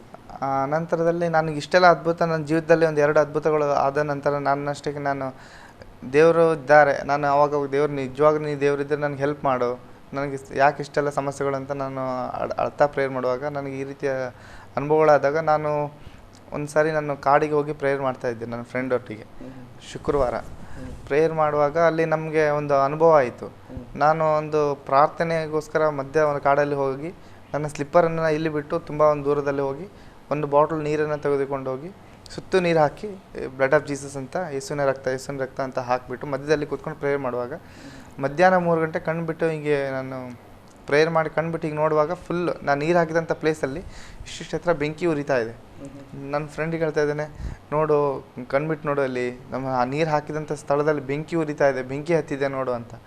ಅವನು ಎಲ್ಲಿ ಕಾಣಿಸ್ತಾ ಇಲ್ಲ ಅಂತ ಹೇಳುವಾಗ ಅವನು ನೀ ಪ್ರೇಯರ್ ಮಾಡು, ನಂಬಿಕೆಯಿಂದ ಪ್ರೇಯರ್ ಮಾಡು, ದೇವರು ಏನೋ ಒಂದು ಅದ್ಭುತ ಮಾಡಲಿಕ್ಕಿದ್ದಾರೆ, ಪ್ರೇಯರ್ ಮಾಡು ಅಂತ ಹೇಳುವಾಗ ಅವನು ಇಲ್ಲ ಕಾಣಿಸ್ತಾ ಇಲ್ಲ ಹಾಗೆ ಅನ್ಬೇಕು. ಅವ್ನಿಗೆ ಮೈಯಲ್ಲಿ ತಕ್ಷಣ ಸಣ್ಣ ಕೆಂಪು ಗುಳ್ಳೆ ಆಯಿತು ಮೈಯಲ್ಲಿ. ನನಗೆ ಅನ್ಯ ಭಾಷೆ ಮಾತಾಡಬೇಕು ಹಾಗೆ ಹೀಗೆ ಅಂತ ಹೇಳ್ತಿದ್ದ ಅವನು. ನೀನು ಪ್ರೇಯರ್ ಮಾಡು, ದೇವ್ರು ನಿಂಗೊಂದು ವರ ಕೊಡ್ತಾರೆ, ದೇವ್ರ ವರಗಳಿಗೋಸ್ಕರ ನಾವು ಪ್ರೇಯರ್ ಮಾಡೋಣ, ದೇವರ ಒಂದು ಅದ್ಭುತ ಮಾಡಿದ್ದಾರೆ ನಮ್ಮ ಜೀವಿತದಲ್ಲೆಲ್ಲ, ದೇವ್ರ ಹತ್ರ ನಾವು ಪ್ರೇಯರ್ ಮಾಡೋಣ, ದೇವ್ರ ಹತ್ರ ವರಗಳಿಗೋಸ್ಕರ ಪ್ರೇಯರ್ ಮಾಡೋಣ ಅಂತ ನಾವು ಕಾಡಲ್ಲಿ ಪ್ರೇಯರ್ ಮಾಡ್ತಾಯಿದ್ರು. ಆಗ ಅವನಿಗೆ ಮೈಯಲ್ಲಿ ನಾವು ಒಂದು 6 ಗಂಟೆ ಸುಮಾರು ನಾವು ಎದ್ದುಬಿಟ್ಟು ನಾವು ಬರ್ತಾ ಇರುವಾಗ ಮೇಲೆಲ್ಲ ಕೆಂಪು ಗುಳ್ಳೆ ಆಯಿತು ಅವನಿಗೆ. ನಾನು ಹೇಳಿದೆ, ನೀನು ಮನಸ್ಸಿಂದ ಕರೆಕ್ಟಾಗಿ ನಿನ್ನ ದೇವರನ್ನು ನಂಬಿ ಅರಿಕೆ ಮಾಡಬೇಕು, ನೀನು ಅಪನಂಬಿಕೆಯಿಂದ ಸುಮ್ಮನೆ ಇದು ಮಾಡೋದಲ್ಲ ಅಂತ. ದೇವರ ಸಾನ್ನಿಧ್ಯವನ್ನು ಸುಮ್ಮನೆ ಒಂದು ತಿರಸ್ಕಾರ ಮಾಡಬಾರ್ದು, ಅಲಕ್ಷ್ಯ ತೊಗೊಳ್ಬಾರ್ದು. ಬೆಳಗಿಂದ ನೀನು ಇಲ್ಲಿವರೆಗೂ ಪ್ರೇಯರ್ ಮಾಡೋದು ವೇಸ್ಟ್ ಆಗುತ್ತಲ್ಲ, ಈಗ ಇದು ಒಂದು ಸಣ್ಣ ಶೋಧನೆ ನಿನಗೆ, ಇದರಿಂದ ನೀನು ಭಯಪಡೋ ಅವಶ್ಯಕತೆ ಇಲ್ಲ ಅಂತ ನಾನು ಅವನಿಗೆ ಹೇಳಿ, ಈ ರೀತಿಯಾಗಿ ನಾನು ಪ್ರಾರ್ಥನೆ ಜೀವಿತದಲ್ಲಿ ನಾನು ಮುಂದುವರಿತಾ ಇದ್ದೆ. ಹಾಗಾಗಿ ನನಗೆ ಈಗೂ ಸಹ ನನ್ನ ಒಂದು ದೇವರ ಸೇವೆಯಲ್ಲಿ ಒಂದು ದೇವರ ಇದರಲ್ಲಿ ಇರಬೇಕು ಅಂತ ನನಗೆ ಮತ್ತೆ ನೀವು ಹೇಳ್ತಾ ಇದ್ರಿ ನೀವು ಬಿ ಕಾಮಿನಾಗ ನೀವು ಈ ಪ್ರಾರ್ಥನೆ ಈ ಕಾಡಿಗೆ ಹೋಗಿ ಪ್ರಾರ್ಥನೆ ಮಾಡ್ತೀವಿ ಯಾವಾಗ ಬಿ ಕಾಮಲ್ಲಿರುವಾಗ? ಬಿ ಕಾಮ್ನಲ್ಲಿರುವಾಗ ನಾನು ಪ್ರತಿ ಶುಕ್ರವಾರ ಕಾಡಿಗೆ ಹೋಗಿ ಪ್ರೇಯರ್ ಮಾಡೋವಂಥದ್ದು ಅಂಥದ್ದು ನಮ್ಮ ಮನಸ್ಸಲ್ಲಿ ಬಂದು, ಅಂದರೆ ಯಾರೋ ಹೇಳಿದ್ದಲ್ಲ, ಯಾರೋ ಮನಸ್ಸಲ್ಲಿ ಬಂದು ನನಗೆ ಹೋಗಿ ಪ್ರಾರ್ಥನೆ ಮಾಡಬೇಕು, ಒಬ್ಬಂಟಿಗನಾಗಿ ನಿಂತು ಕೂತ್ಕೊಂಡು ದೇವರೊಟ್ಟಿಗೆ ಮಾತಾಡಬೇಕು, ದೇವರೊಟ್ಟಿಗೆ ಸಮಯ ಕಳೆಯಬೇಕು, ಆ ಒಂದು ಆಸೆ ಬಯಕೆ ನಿಮ್ಮ ಹೃದಯದಲ್ಲಿ ಉಂಟಾಗಿ ಯಾರು ಹೇಳಿ ಅಲ್ಲ ನೀವಾಗಿ ಹೋಗಿ ಪ್ರಾರ್ಥನೆ ಮಾಡಲಿಕ್ಕೆ ಪ್ರಾರಂಭ ಮಾಡಿದ್ರಿ. ಮತ್ತೆ ನಿಮಗೆ ಬಿ ಕಾಮ್ ಆದ ಮೇಲೆ ನೀವು ಹೇಳ್ತಾ ಇದ್ರಿ ನಾನು ಜಾಬ್ಗೆ ಚೆನ್ನೈಗೆ ಹೋದೆ. ಯಾಕಂದ್ರೆ ಚೆನ್ನೈಗೆ ಹೋಗುವಾಗ ನೀವು ಯೇಸು ಸ್ವಾಮಿಯನ್ನು ನಂಬಿಕೊಂಡು ರಕ್ಷಣೆ ಹೊಂದಿ ನೀವು ಹೋಗ್ತಾ ಇದ್ದೀರಿ. ಮತ್ತು ಅಲ್ಲಿ ಒಂದು ಅನುಭವ ಕೆಲಸದಲ್ಲಿ, ಅಲ್ಲಿ ಒಂದು ಅನುಭವ ನನಗೆ ಚೆನ್ನೈನಲ್ಲಿ ಇಲ್ಲಿಂದ ನಾನು ಹೋದಾಗ ಅವರು ನಾನು ಕೇಳಿದ್ರು, ನೀನು ಬಿ ಕಾಮ್ ಮಾಡಿದ್ಯಾ, ನಿಂದು ಎಕ್ಸ್ಪೀರಿಯೆನ್ಸ್ ಬೇಕಲ್ಲ, ಏನು ಮಾಡಿದ್ಯಾ? ಇಲ್ಲ, ನಾನು ಎಕ್ಸ್ಪೀರಿಯೆನ್ಸ್ ಅಂದರೆ ಇಂಜಿನಿಯರ್ ಅಂಡರ್ ವರ್ಕ್ ಮಾಡಿದ್ದೇನೆ. ಅವ್ರು ಹೇಳಿದಾಗ ನನಗೆ ಇದು ಒಂದು ಕ್ರೈಸ್ತ ಒಂದು ಸಂಸ್ಥೆಯಲ್ಲಿ ಒಂದು ಮಕ್ಕಳ ಮಧ್ಯದಲ್ಲಿ ಒಂದು ಅಕೌಂಟೆಂಟ್ ಮತ್ತು ಮಕ್ಕಳಿಗೆ ಒಂದು ಟೀಚ್ ಮಾಡೋವಂಥ ಒಂದು ಹುದ್ದೆ ಆಗಿತ್ತದು. ನಾನು ಅಲ್ಲಿ ಹೋದಾಗ ಅದೊಂದು ದೇವರ ಒಂದು ಆಶೀರ್ವಾದನೇ ನನಗೆ. ಯಾಕಂತಂದರೆ ಒಂದು ದೇವರ ಕೆಲಸ, ಮಕ್ಕಳ ಮಧ್ಯದಲ್ಲಿ ಒಂದು ಸೇವೆ ಕೆಲಸ, ಒಂದು ಟೀಚ್ ಮಾಡೋವಂಥದ್ದಾಗಲಿ, ಮಕ್ಕಳಿಗೆ ಒಂದು ವಾಕ್ಯಗಳನ್ನು ಹೇಳೋದು ಮತ್ತು ಅವ್ರ ಸಿಲೆಬಸ್ಸನ್ನು ಟೀಚ್ ಮಾಡೋದು, ಅದೊಂದು ದೇವರ ಕೆಲಸನೇ. ನಾನು ಅಲ್ಲಿ ಅವಾಗ ಮಧ್ಯದಲ್ಲಿ ಮಕ್ಕಳಿಗೆಲ್ಲ ನಾನು ದೇವರ ವಾಕ್ಯಗಳನ್ನು ಹೇಳ್ತಿದ್ದೆ. ಶನಿವಾರ ಮಕ್ಕಳಿಗೆ ಹಾಫ್ ಡೇ ಇರುತ್ತೆ, ಅವಾಗೆಲ್ಲ ಆಟ ಆಡ್ಲಿಕ್ಕೆ ಹೋಗ್ತಿದ್ರು. ಮಕ್ಕಳಿಗೆಲ್ಲ ನಾನು ಗ್ರೌಂಡಿಗೆ ಹೋಗಿ ಮಕ್ಕಳನ್ನೆಲ್ಲ ಕರ್ಕೊಂಡು ಬಂದು ಪ್ರೇಯರ್ಗೆಲ್ಲ ಕೂರಿಸ್ತಿದ್ದೆ ಆ ಟೈಮ್ನಲ್ಲಿ. ಅವಾಗಿಂದ ನಾನು ದೇವರಲ್ಲಿ ತುಂಬ ಸ್ವಲ್ಪ ಆತ್ಮಿಕ ಜೀವಿತದಲ್ಲಿ ನನಗೆ ಒಂದು ಬಲ ಸಿಗ್ತಾ ಇತ್ತು. ನನ್ನಷ್ಟಕ್ಕೆ ನಾನು ಪ್ರೇಯರ್ ಮಾಡುವಾಗ ನನಗೆ ಅನಿಸ್ತಿತ್ತು, ಮಕ್ಕಳಿಗೂ ಸಹ ನನ್ನ ಒಂದು ಸಾಕ್ಷಿಯನ್ನು ಹೇಳ್ಕೊತ ಮಕ್ಕಳಿಗೊಂದು ಮಾರ್ಗದಲ್ಲಿ ನಡೆಸೋಣ. ಯಾಕಂದರೆ ಈ ಎಲ್ಲ ಮಕ್ಕಳೆಲ್ಲ ಆಟ ಅದು ಇದು ಅಂತ ಮತ್ತೆ ಹಾಳಾಗಿ ಹೋಗ್ತಾರಲ್ಲ, ಹಾಗಾಗಿ ಮಕ್ಕಳಿಗೆ ನನಗೆ ಹೇಳಬೇಕು ಅಂತ ನನ್ನ ಮನಸ್ಸಲ್ಲಿ. ಕ್ರೈಸ್ತ ಸಮುದಾಯದ ಒಂದು ಅದು ಇದಾಗಿತ್ತು, ನೀವು ಬಂದ ಕೆಲಸ. ಹೌದು, ಅಲ್ಲಿ ಕ್ರೈಸ್ತ ಸಮುದಾಯ ಆಗಿತ್ತು. ಬಟ್ ಅಲ್ಲಿ ಕ್ರೈಸ್ತ ಸಂಸ್ಥೆ ಮಾತ್ರ ಕ್ರೈಸ್ತರಾಗಿತ್ತು, ಮಕ್ಕಳು ಮಾತ್ರ ಎಲ್ಲ ಜಾತಿ ಧರ್ಮದ ಮಕ್ಕಳಲ್ಲಿ ಎಲ್ಲ ಬೆಳೀತಾ ಇದ್ದಾರೆ. ಸತ್ಯ ದೇವರು ಯಾರಿಗೂ ಗೊತ್ತಿಲ್ಲ, ಸತ್ಯವನ್ನು ಯಾರು ತಿಳಿದುಕೊಳ್ಳಿಲ್ಲ. ಆದ್ರೆ ಆ ದೇವರ ಪ್ರೀತಿ ಅಂತದ್ದು ನಿಮ್ಮ ಜೀವಿತದಲ್ಲಿ ಅದ್ಭುತಗಳನ್ನು ಮಾಡಿದ ಯೇಸು ಸ್ವಾಮಿ ಆ ಮಕ್ಕಳನ್ನು ಕೂಡ, ಯಾಕಂದರೆ ಅನೇಕ ಮಕ್ಕಳು ಬೇರೆ ಬೇರೆ ರೀತಿಯಲ್ಲಿ ಕಷ್ಟದಲ್ಲಿ ಸಮಸ್ಯೆಯಲ್ಲಿ ಇರ್ಬೋದು, ಅಂಥ ಮಕ್ಕಳು ಎಲ್ಲ ಮಕ್ಕಳನ್ನು ಕೂಡಿಸಿ ಅವರಿಗೆ ಕೂಡ ನೀವು ದೇವರ ವಾಕ್ಯವನ್ನು ಅಂತ ಇದ್ದೀರಿ, ಅವರು ಕೂಡ ಆಶೀರ್ವಾದವಾಗಬೇಕು ಅವರ ಉದ್ದೇಶದಿಂದ. ಮತ್ತೆ ನೀವು ಅಲ್ಲಿಯೇ ಜಾಬ್ ಮುಂದುವರಿಸಿದ್ದೀರಾ? ಅಲ್ಲಿ ನಾನು ಜಾಬ್ ಒಂದು NGOದಲ್ಲಿ ವರ್ಕ್ ಮಾಡ್ತಾ ಇದ್ದೀನಿ. ಈಗಲೂ ಸಹ NGOದಲ್ಲಿ ವರ್ಕ್ ಮಾಡ್ತಾ ಇದ್ದೀನಿ. ಈಗ ಎಲ್ಲಿ ಮಾಡ್ತಾ ಇದ್ದೀರಿ ನೀವು? ಈಗ ಎಲ್ಶಡೈ ಅಂತೇಳಿ ಮಾಡ್ತಾ ಇದ್ದೀನಿ. ಇವಾಗ ನಮ್ಮ ಸಿರ್ಸಿಯಲ್ಲಿ ನಾವು ಮಾಡ್ತಾ ಇದ್ದೀನಿ. ಸಿರ್ಸಿಯಲ್ಲೇ ಮಾಡ್ತಿದ್ರಿ ಎಲ್ಶಡೈ ಅಂತ? ಸಿರ್ಸಿಯಲ್ಲಿ ಒಂದು NGOದಲ್ಲಿ, ಎಲ್ಶಡೈ ಇದಲ್ಲ, ಹಿಂಗೆ ಒಂದು ಕ್ರೈಸ್ತ ಒಂದು NGOದಲ್ಲೇ ಮಾಡ್ತಾ ಇದ್ದೀರಿ. ಸಿರ್ಸಿಯಲ್ಲಿ ಮಾಡ್ತಾ ಇದ್ದೀರಿ. ಈ ಒಂದು ನಿಮ್ಮ ಜೀವಿತದಲ್ಲಿ ದೇವರು, ಯಾಕಂದರೆ ಸಣ್ಣ ಪ್ರಾಯದಲ್ಲಿ ನೀವು ಹೇಳ್ತಾ ಇದ್ದೀರಿ ತಂದೆ ತಾಯಿಗಳು, ನಿಮ್ಮ ಅಕ್ಕನಿಗೆ ತಂಗಿಯರಿಗೆಲ್ಲ ಮದುವೆ ಆಗಿದೆ? ಹೌದು, ಅಕ್ಕನಿಗೆ ಮದುವೆ ಆಗಿ 2 ಮಕ್ಕಳಿದ್ದಾರೆ. ಅವರು ಸಹ ಮದುವೆ ಆದಂಥ ಅವರ ಹಸ್ಬೆಂಡು ದೇವರನ್ನು ನಂಬಿದವರೇ. ಈಗ ಅವರು ಒಂದು ಒಳ್ಳೆಯ ಒಂದು ಪ್ರಾರ್ಥನೆ ಜೀವಿತದಲ್ಲಿ ಇದ್ದಾರೆ. ಮತ್ತು ಅವರು ಒಂದು 15 ವರ್ಷದಿಂದ ದೇವರನ್ನ ನಂಬಿ ಅವ್ರಿಗೂ ಸಹ ಅವ್ರ ಕುಟುಂಬದಲ್ಲಿ ಅನೇಕ ಬಿಡುಗಡೆಯನ್ನು ಹೊಂದಿದ್ದಾರೆ. ಅವ್ರಿಗೂ ಅದ್ಭುತ ರೀತಿಯಲ್ಲಿ ಅವರು ಒಂದು ಅನ್ಬಿಲೀವರ್ ಆಗಿದ್ರು ಅವರು. ಈಗ ಅವರು ಸಹ ದೇವರ ರಕ್ಷಣೆ ಮಾರ್ಗದಲ್ಲಿ ಬಂದು ಅಂಥವ್ರಿಗೆ ನಮ್ಮ ಮಕ್ಕಳನ್ನ ಕೊಟ್ಟಿದ್ದೇವೆ. ಈಗ ಅವರು ಚೆನ್ನಾಗಿದ್ದಾರೆ. ಮತ್ತು ತಂಗಿಗೂ ಸಹ ಮದುವೆ ಆಗಿದೆ. ಮತ್ತು ನಿಮ್ಮ ತಾಯಿ ಹೇಗಿದ್ದಾರೆ ಆರೋಗ್ಯದಲ್ಲೆಲ್ಲ? ಈಗ ನನ್ನ ತಾಯಿ ಆರೋಗ್ಯದಲ್ಲಿ ಈಗ ಚೆನ್ನಾಗಿದ್ದಾರೆ. ಮತ್ತು ಅವರು ಪ್ರಾರ್ಥನೆಯಲ್ಲಿ ನಮಗೆಲ್ಲ ಅವಾಗ ಅಂದರೆ ಹೇಳ್ತಾ ಇರ್ತಾರೆ. ನಾನು ಕೆಲವೊಂದು ಟೈಮ್ನಲ್ಲಿ ಬೆಳಗ್ಗೆ ಹೇಳುವಾಗ ನಾನು ಬೈಬಲ್ ಓದಲ್ಲ, ಒಂದೊಂದು ಟೈಮ್ನಲ್ಲಿ ಅವಾಗ ಹೇಳ್ತಾರೆ, ನಾನು ಕ್ಯಾಲೆಂಡರ್ ನೋಡಿ ಕ್ಯಾಲೆಂಡರ್ ವಾಕ್ಯಗಳನ್ನು ಓದ್ತೀನಿ, ನೀ ಅದು ಮಾಡಬೇಡ ಬೈಬಲ್ ಓದಂತ ನನ್ನಮ್ಮ ಬೈತಾರೆ. ಕೆಲವೊಂದು ಟೈಮ್ನಲ್ಲಿ ನಮಗೆಲ್ಲ ನೀ ಬೈಬಲ್ಲು ನಾನು ರಕ್ಷಣೆ ಬಂದು ಒಂದು 10 ವರ್ಷದ ನಂತರ ನನ್ನಮ್ಮ ನೀ ಬೈಬಲ್ ಓದಿದ್ರೆ ಮಾತ್ರ ಊಟ ಕೊಡ್ತೇನೆ, ಇಲ್ಲಾಂದರೆ ಊಟ ಕೊಡಲ್ಲ ಅಂತ ಆ ರೀತಿಯಲ್ಲಿ ದೇವರ ಮಾರ್ಗದಲ್ಲಿ ನನ್ನಮ್ಮ ಸಹ ನನಗೆ ನಡೆಸಿದ್ದಾರೆ. ನಮ್ಮ ಅಕ್ಕಂದಿರಿಗೂ ನಮಗೆಲ್ಲರಿಗೂ ಸಹ. ಈಗ ಕೂಡ ದೇವರ ಕೆಲಸ ಮಾಡ್ತಾಯಿದ್ರಿ, NGOದಲ್ಲಿ ಕೆಲಸ ಮಾಡ್ತಾಯಿದ್ರಿ. ಈಗ ಎಂಥ ವರ್ಕ್ ಮಾಡ್ತಾಯಿದ್ರಿ ನೀವು ನಿಮ್ಮ ಸಿರ್ಸಿಯಲ್ಲಿ? ಅಂದರೆ ಒಂದು ಅನಾಥ ಮಕ್ಕಳನ್ನು ತೊಗೊಂಡೋಗಿ ಒಂದು ಆಶ್ರಮದಲ್ಲಿ ಹಾಕಿ ಅವರಿಗೆ ಒಂದು ದೇವರ ಒಂದು ವಾಕ್ಯಗಳನ್ನು ಪ್ರತಿ ಬೆಳಗ್ಗೆ ಸಂಜೆ ಮಧ್ಯಾಹ್ನ ಅವರಿಗೆ ಹಾಡನ್ನು ಹೇಳ್ಕೊಡುವಂಥದ್ದು. ಈ ಅನಾಥ ಮಕ್ಕಳನ್ನು ಅಲ್ಲ, ಮನೆಯ ಮಕ್ಕಳು, ಅನಾಥ ಮಕ್ಕಳು ಅಥವಾ ಇವರು ಮಾನಸಿಕ ಅಸ್ವಸ್ಥರಾಗಿರ್ತಾರೆ, ಮಾನಸಿಕ ಅಸ್ವಸ್ಥರಾದಂಥ ದೊಡ್ಡವರು. ಹೆಸರು ಎಂಥದ್ದು ಅದರದ್ದು ನೀವಿರುವಂಥ ಸಂಸ್ಥೆಯ ಹೆಸರು? ಜನಸ್ನೇಹಿ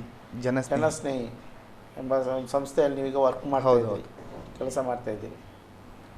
ನೀವೀಗ ಕುಟುಂಬವಾಗಿದ್ದೀರಾ ಅಲ್ಲ ಒಬ್ಬಂಟಿಗರಾಗಿ ಸೇವೆ ಮಾಡ್ತಿದ್ದೀರಾ? ನಾವು ಒಬ್ಬಂಟಿಗ, ನನಗೆ ಇನ್ನೂ ಮದುವೆ ಆಗಿಲ್ಲ. ನಿಜವಾಗಿ ದೇವರು ನಿಮ್ಮ ಜೀವಿತದಲ್ಲಿ ಅನೇಕ ಅದ್ಭುತಗಳನ್ನು, ಯಾಕಂದರೆ ಸಣ್ಣ ಪ್ರಾಯದಲ್ಲಿ ಅನೇಕ ಕಷ್ಟಗಳು ಹಾದು ಹೋದರೂ ಕೂಡ ಯೇಸು ಸ್ವಾಮಿ 2 ವರ್ಷದಲ್ಲಿ ನೀವು ಸಣ್ಣ ಪ್ರಾಯದಲ್ಲಿರುವಾಗಲೇ ನಿಮ್ಮ ತಂದೆ ಆ ಒಂದು 2 ವರ್ಷ ತನಕ ಒಂದು 2-3 ವರ್ಷ ತನಕ ನೀವು ಹೇಳ್ತಾ ಇದ್ದೀರಿ ತಂದೆ ಕುಡಿದು ಬಂದು ಯಾವ ರೀತಿ ಅದು ಹೇಳಲಿಕ್ಕೆ ಅಸಾಧ್ಯ ಅಂಥ ಒಂದು ಪರಿಸ್ಥಿತಿಯಲ್ಲಿ ತಂದೆ ಕುಡಿತಾ ಬರ್ತಾಯಿದ್ರು, ಹೊಡೆಯುತ್ತಾ ಇದ್ದರು. ಆ ಒಂದು ರೀತಿಯಲ್ಲಿ ನಮ್ಮನ್ನು ರಾತ್ರಿ 3 ಗಂಟೆಗೆ 4 ಗಂಟೆಗೆ ಹೋಗಿ ಎಲೆ ಅಡಿಕೆ ತಗೊಂಡು ಬಾ. ಯಾವಾಗ ಅವರು ಯೇಸು ನಿಮ್ಮ ಸೇವಕರು ನಿಮ್ಮ ಮನೆಗೆ ಬಂದ್ರ ಅವತ್ತು ಯಾವಾಗ ನಿಮ್ಮ ತಾಯಿಯ ಜೀವಿತದಲ್ಲಿ ಅವರು ಅದ್ಭುತ ಮಾಡಿದರು, ತಾಯಿ ಕೂಡ ಅಂಥ ಒಂದು ಪರಿಸ್ಥಿತಿಯಲ್ಲಿ ಇರುವಾಗ ಮತ್ತು ತಂದೆಯ ಜೀವಿತದಲ್ಲಿ ಕೂಡ ದೇವರು ಬಿಡುಗಡೆ ಕೊಟ್ಟರು. ಈ ಎಲ್ಲ ಸಮಯ ಹಾದು ಹೋಗಿ ಕೊನೆಗೆ ಒಂದು ದಿವಸ ನೀವು ಅಲ್ಲಿ ಒಂದು ಫಸ್ಟ್ ಇಯರ್ ಸೆಕೆಂಡ್ ಇಯರ್ ಮುಗಿದ ಮೇಲೆ ಮನೆಗೆ ಬಂದ ಮೇಲೆ ಆಮೇಲೆ ನಿಮಗೆ ಪ್ರೇಯರ್ ಸಿಕ್ಕಿತ್ತು ಜಾಸ್ತಿಯಾಗಿ. ಅಷ್ಟೇ ತನಕ ನಿಮಗೆ ಪ್ರಾರ್ಥನೆ ಅಷ್ಟು ಸಿಗ್ತಿರಲಿಲ್ಲ. ಫಸ್ಟ್ ಇಯರ್ ಸೆಕೆಂಡ್ ಇಯರಲ್ಲಿ ಎಲ್ಲಿ ಕೂಡ ಪ್ರಾರ್ಥನೆಗೆ ಹೋಗುವಂಥ ಅನುಭವ ಇಲ್ಲ ಅಥವಾ ನಾನು ಫಸ್ಟ್ ಇಯರ್ ಸೆಕೆಂಡ್ ಇಯರ್ ಇರುವಾಗ ನಾನು ಅಲ್ಲಿ ಪ್ರೇಯರ್ಗೆ ಹೋಗ್ತಿದ್ದೆ. ಅಲ್ಲಿ ಒಂದು ಚರ್ಚ್ ಇತ್ತು, ಚರ್ಚಲ್ಲಿ ಪ್ರೇಯರ್ ಮಾಡುವಾಗ ನಮ್ಮ ಫ್ರೆಂಡ್ಸ್ ಎಲ್ಲ ಹೇಳ್ತಾಯಿದ್ರು ಶುಕ್ರವಾರ ನನಗೆ ಗೊತ್ತಿರಲಿಲ್ಲ ಪ್ರೇಯರ್ ನಡೀತಾವೆ ಅಂತ. ಶುಕ್ರವಾರ ಇವರು ಪ್ರೇಯರ್ ಅಲ್ಲಿ ಮಾಡ್ತಾ ಇರುವಂಥ ಸ್ಥಳದಲ್ಲಿ ಅಲ್ಲಿ ಅವ್ರ ಮನೆಯಲ್ಲಿ ತುಂಬ ಶುಕ್ರವಾರ ಆದ ನಂತರ ಯಾರೋ ತೀರ್ಕೊಂಡು ಹೋಗ್ತಾರೋ ಏನೋ ಆ ರೀತಿ ಬೊಬ್ಬೆ ಹಾಕ್ತಾರೆ ಅವರು, ಆ ರೀತಿ ಕೂಗಾಡ್ತಾರೆ ಅಂತ ಹೇಳ್ತಾ ಇದ್ರು. ನನಗೂ ಸಹ ಅಲ್ಲಿ ಏನು ಪ್ರೇಯರ್ ನಡೆಯುತ್ತೆ ಅಂತ ನಂಗೆ ವಿಷಯ ಗೊತ್ತಿಲ್ಲ. ತುಂಬ ಅಲ್ಲಿ ಒಂಥರ ಶಬ್ದವಾಗಿ ಇವರು ಪ್ರೇಯರ್ ಮಾಡ್ತಾ ಇರ್ತಿದ್ರು. ನಾನು ಒಂದು ದಿವಸ ಅಲ್ಲಿ ಆ ಮನೆ ಹತ್ರ ಹೋಗಿ ನಾನು ನೋಡುವಾಗ ಅಲ್ಲಿ ಪ್ರೇಯರ್ ನಡೀತಾ ಇತ್ತು. ಅವಾಗ ನಾನು ಬಂದು ಹೇಳಿದೆ ಹುಡುಗರಿಗೆ, ಇಲ್ಲ ಅಲ್ಲಿ ಪ್ರೇಯರ್ ಮಾಡ್ತಾರೆ, ನೀವು ಆ ರೀತಿ ಹೇಳಬಾರ್ದು, ಅದು ದೇವರನ್ನ ಆರಾಧನೆ ಮಾಡೋಂಥ ಅವ್ರ ಕ್ರಮ ಅವ್ರದ್ದು, ಏನು ಆ ರೀತಿ ಕೂಗ್ತಾರೆ ಅವರು ಹಾಗೆ ಹೀಗೆ ಅಂತ ಎಲ್ಲ ಹೇಳ್ತಾಯಿದ್ರು. ಸೊ ನಾನು ಒಂದು ದಿವಸ ಅವರಲ್ಲಿ ಹೋಗಿ ನಾನು ಪ್ರೇಯರ್ ಅಲ್ಲಿ ನಾನು ಮಧ್ಯೆ ಆವಾಗ ನಾನು ಪ್ರೇಯರ್ಗೆ ಅಲ್ಲಿ ಹೋಗ್ತಾ ಇದ್ದೆ.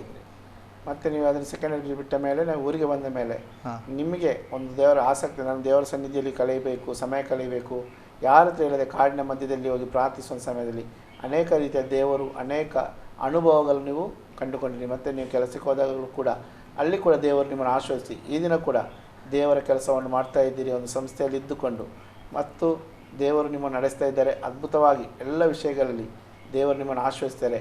ಈಗ ನಿಮ್ಮ ಕುಟುಂಬ ಆ ಮೊದಲ ದುಃಖದಲ್ಲಿ ಹಾದು ಹೋಗ್ತಾ ಇದೆಯಾ ಅಥವಾ ಅಂಥ ಒಂದು ಕಷ್ಟದಲ್ಲಿ ಆಗ್ತಾ ಇದೆಯಾ?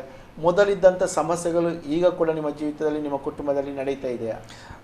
ನಾನು ಹೇಳಿದ ಹಾಗೆ ನನ್ನ ಮನೆ ಮೊದಲೊಂದು ಗುಡಿಸಲ ಮನೆ ಇತ್ತು. ಆ ಒಂದು ಕಷ್ಟದಿಂದ ಪರಿಸ್ಥಿತಿಯಿಂದ ಇದುವರೆಗೂ ನನ್ನ ಮನೆ ಮೊದಲು ಹೇಗಿತ್ತು ಹಾಗೆ ನಾವು ನಡೆದು ಬಂದಂಥ ಒಂದು ಸಂಗತಿಗಳನ್ನು ಹಿಂತಿರುಗಿ ನೋಡಿದ್ರೆ ಎಷ್ಟೋ ಒಂದು ಸಮಸ್ಯೆಗಳು, ಎಷ್ಟೋ ಒಂದು ಪ್ರಾಬ್ಲಮ್ ಎಲ್ಲ ಇತ್ತು ನಮ್ಮ ಜೀವಿತದಲ್ಲಿ. ಹೀಗೆ ಆ ರೀತಿಯ ಸಮಸ್ಯೆಗಳು ಅಂದರೆ ವೈಯಕ್ತಿಕವಾಗಿ ಯಾವ ಸಮಸ್ಯೆಗಳೂ ಇಲ್ಲ. ಮತ್ತು ನಾವು ಒಳ್ಳೆ ರೀತಿ ದೇವರ ಮನೆ ಕಟ್ಟಲಿಕ್ಕೆ ಮತ್ತು ನಮ್ಮ ಹಣಕಾಸಿಂದ ಎಲ್ಲ ವಿಷಯದಲ್ಲಿ ದೇವರು ನಮ್ಗೆ ಸಹಾಯ ಮಾಡಿದ್ದಾರೆ. ಎಲ್ಲ ವಿಷಯದಲ್ಲಿ ದೇವರು ನಮ್ಮ ಜೊತೆಗಾರನಾಗಿದ್ದು ನಮ್ಮ ಪ್ರತಿಯೊಂದು ವಿಷಯದಲ್ಲಿ ದೇವರು ನಮಗೆ ಜೊತೆಗಾರನಾಗಿದ್ದು ನಡೆಸ್ತಾ ಇದ್ದಾರೆ. ಮತ್ತು ಆ ಒಂದು ಏರಿಯಾದಲ್ಲಿ ದೇವರು ಎಲ್ಲರ ಮುಂದೆ ನಮಗೊಂದು ಆಶೀರ್ವಾದಕ ರೀತಿಯಲ್ಲಿ ನಮ್ಮ ನಡೆಸ್ಕೊಂಡು ಬಂದಿದ್ದಾರೆ. ಯಾಕಂದರೆ ಮೊದಲೊಂದು ಗುಡಿಸಲ ಮನೆಯಲ್ಲಿ ನೀವು ವಾಸ ಮಾಡ್ತಾ ಇದ್ದೀರಿ.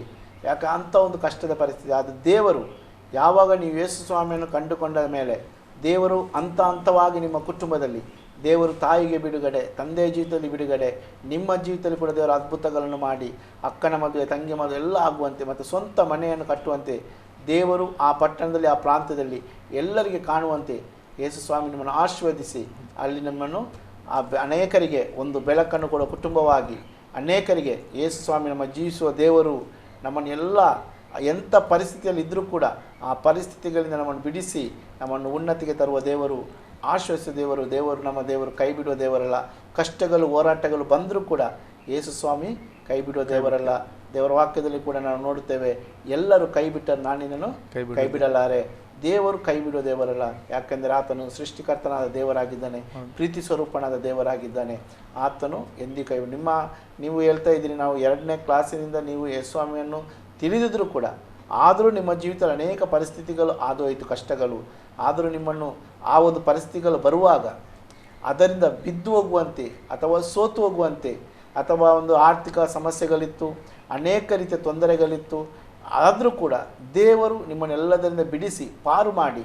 ಯಾಕೆಂದರೆ ದೇವರ ಹಸ್ತ, ಆ ದೇವರ ಸಾನ್ನಿಧ್ಯ ನಿಮ್ಮೊಟ್ಟಿಗೆ ನಿಮ್ಮ ಕುಟುಂಬದೊಂದಿಗೆ ಇದ್ದ ಕಾರಣ ಯಾವಾಗ ಯೇಸು ಸ್ವಾಮಿಯ ಆ ಒಂದು ಸೇವಕರು ನಿಮ್ಮ ಮನೆಗೆ ಕಾಲಿಡ ಅವತ್ತಿನಿಂದ ಆ ದೇವರ ಒಂದು ಪ್ರಸನ್ನತೆ, ದೇವರ ಸಹಾಯ ನಿಮ್ಮೊಟ್ಟಿಗೆ ಇದ್ದ ಕಾರಣ ದೇವರು ಯಾವತ್ತೂ ಕೂಡ ನಿಮ್ಮನ್ನು ನಾಶವಾಗದಂತೆ, ಬಿದ್ದು ಹೋಗದಂತೆ ಅಥವಾ ಸಮಸ್ಯೆಗಳು ಬರುವಾಗ, ಕಷ್ಟಗಳು ಬರುವಾಗ ಅಥವಾ ರೋಗಗಳು ಬರುವ ಎಲ್ಲದರಲ್ಲೂ ದೇವರು ಬಿಡಿಸಿ ದೇವರು ಈ ದಿನ ನಿಲ್ಲಿಸಿರೋದು ದೊಡ್ಡ ದೇವರ ಕೃಪೆಯಾಗಿದೆ, ಆತನ ಪ್ರೀತಿಯಾಗಿದೆ.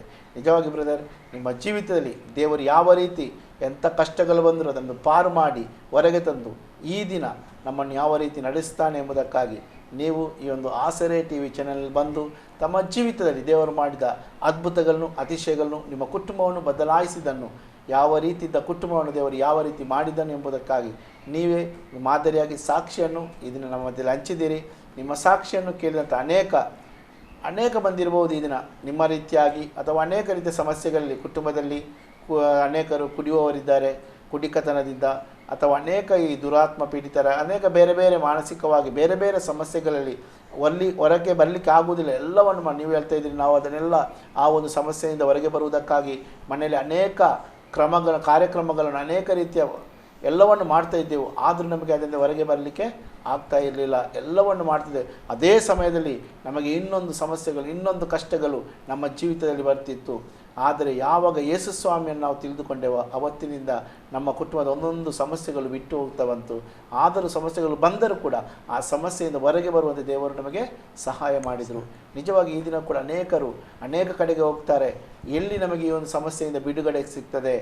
ಅನೇಕರು ಬೇರೆ ಬೇರೆ ರೀತಿಯ ಸಮಸ್ಯೆಗಳಲ್ಲಿ ಎಲ್ಲಿ ಹೋದರೂ ಸಿಕ್ಕದೆ ಮತ್ತು ಕೊನೆಗೆ ನಿರಾಸರಾಗಿ ಯಾವುದು ಬೇಡ, ಇನ್ನು ಅನೇಕರು ಆತ್ಮಹತ್ಯೆಯನ್ನು ಬಯಸುವವರು ಕೂಡ ಇರ್ತಾರೆ. ಈ ಲೋಕದಲ್ಲಿ ಇನ್ನು ಜೀವಿತ ಬೇಡ, ನಮಗೆ ಸಾಕಾಯಿತು. ಅನೇಕ ನೋಡ್ತೇವೆ ಕುಟುಂಬಗಳು, ತಂದೆ ತಾಯಿ ಮಕ್ಕಳು ಕೂಡ ಆತ್ಮಹತ್ಯೆ ಬೇರೆ ಬೇರೆ ಕಾರಣಗಳಿರ್ಬೋದು. ಆದರೆ ಯಾವಾಗ ಯೇಸು ಸ್ವಾಮಿಯನ್ನು ಕಂಡುಕೊಂಡಾಗ, ಯೇಸು ಸ್ವಾಮಿಯ ನಂಬಿದಾಗ, ಯೇಸು ಸ್ವಾಮಿ ತನ್ನ ಜೀವಿತದಲ್ಲಿ ತಮ್ಮ ಹೃದಯದಲ್ಲಿ ಬರುವಾಗ ದೇವರು ಅನೇಕ ಅದ್ಭುತಗಳನ್ನು ಮಾಡುತ್ತಾನೆ ಎಂಬುದಕ್ಕೆ ನೀವು ಸಾಕ್ಷಿಯಾಗಿದ್ದೀರಿ. ನೀವು ಇಷ್ಟರವರೆಗೆ ನಮ್ಮ ಮಧ್ಯದಲ್ಲಿದ್ದುಕೊಂಡು ತಮ್ಮ ಸಾಕ್ಷಿಯನ್ನು ಹಂಚಿಕೊಂಡಿದ್ದಕ್ಕೆ ಇನ್ನೊಂದು ಆವರ್ತಿ ನಿಮಗೆ ನಾನು ನಮ್ಮ ಆಸರೆ ಟಿ ವಿಯ ಪರವಾಗಿ ನಾನು ವಂದನೆ ಸಲ್ಲಿಸ್ತೇನೆ. ಈವರೆಗೆ ಇದು ನನ್ನ ಸಾಕ್ಷಿ. ಈ ಕಾರ್ಯಕ್ರಮದಲ್ಲಿ ಸಹೋದರನ ಜೀವಿತದಲ್ಲಿ ದೇವರು ಮಾಡಿದ ಅನೇಕ ಅದ್ಭುತಗಳನ್ನು, ಅವರು ಸಣ್ಣ ಪ್ರಾಯದಲ್ಲಿ ಯೇಸು ಸ್ವಾಮಿಯನ್ನು ತಿಳಿದುಕೊಂಡರೂ ಕೂಡ ಅವರ ಜೀವಿತ ಅನೇಕ ಸಮಸ್ಯೆಗಳು ಬಂದರು. ಅವನು ಕೇಳಿದ್ದೀರಿ. ಪ್ರಿಯರೇ, ಇನ್ನೊಂದು ಸಾಕ್ಷಿಯೊಂದಿಗೆ, ಇನ್ನೊಂದು ಅತಿಥಿಯೊಂದಿಗೆ ಬರುವವರೆಗೆ ಈ ನಮ್ಮ ಆಸರೆ ಟಿವಿಯನ್ನು ವೀಕ್ಷಿಸ್ತಾ ಇರಿ. ಅಲ್ಲಿಯವರೆಗೆ ವಂದನೆಗಳು.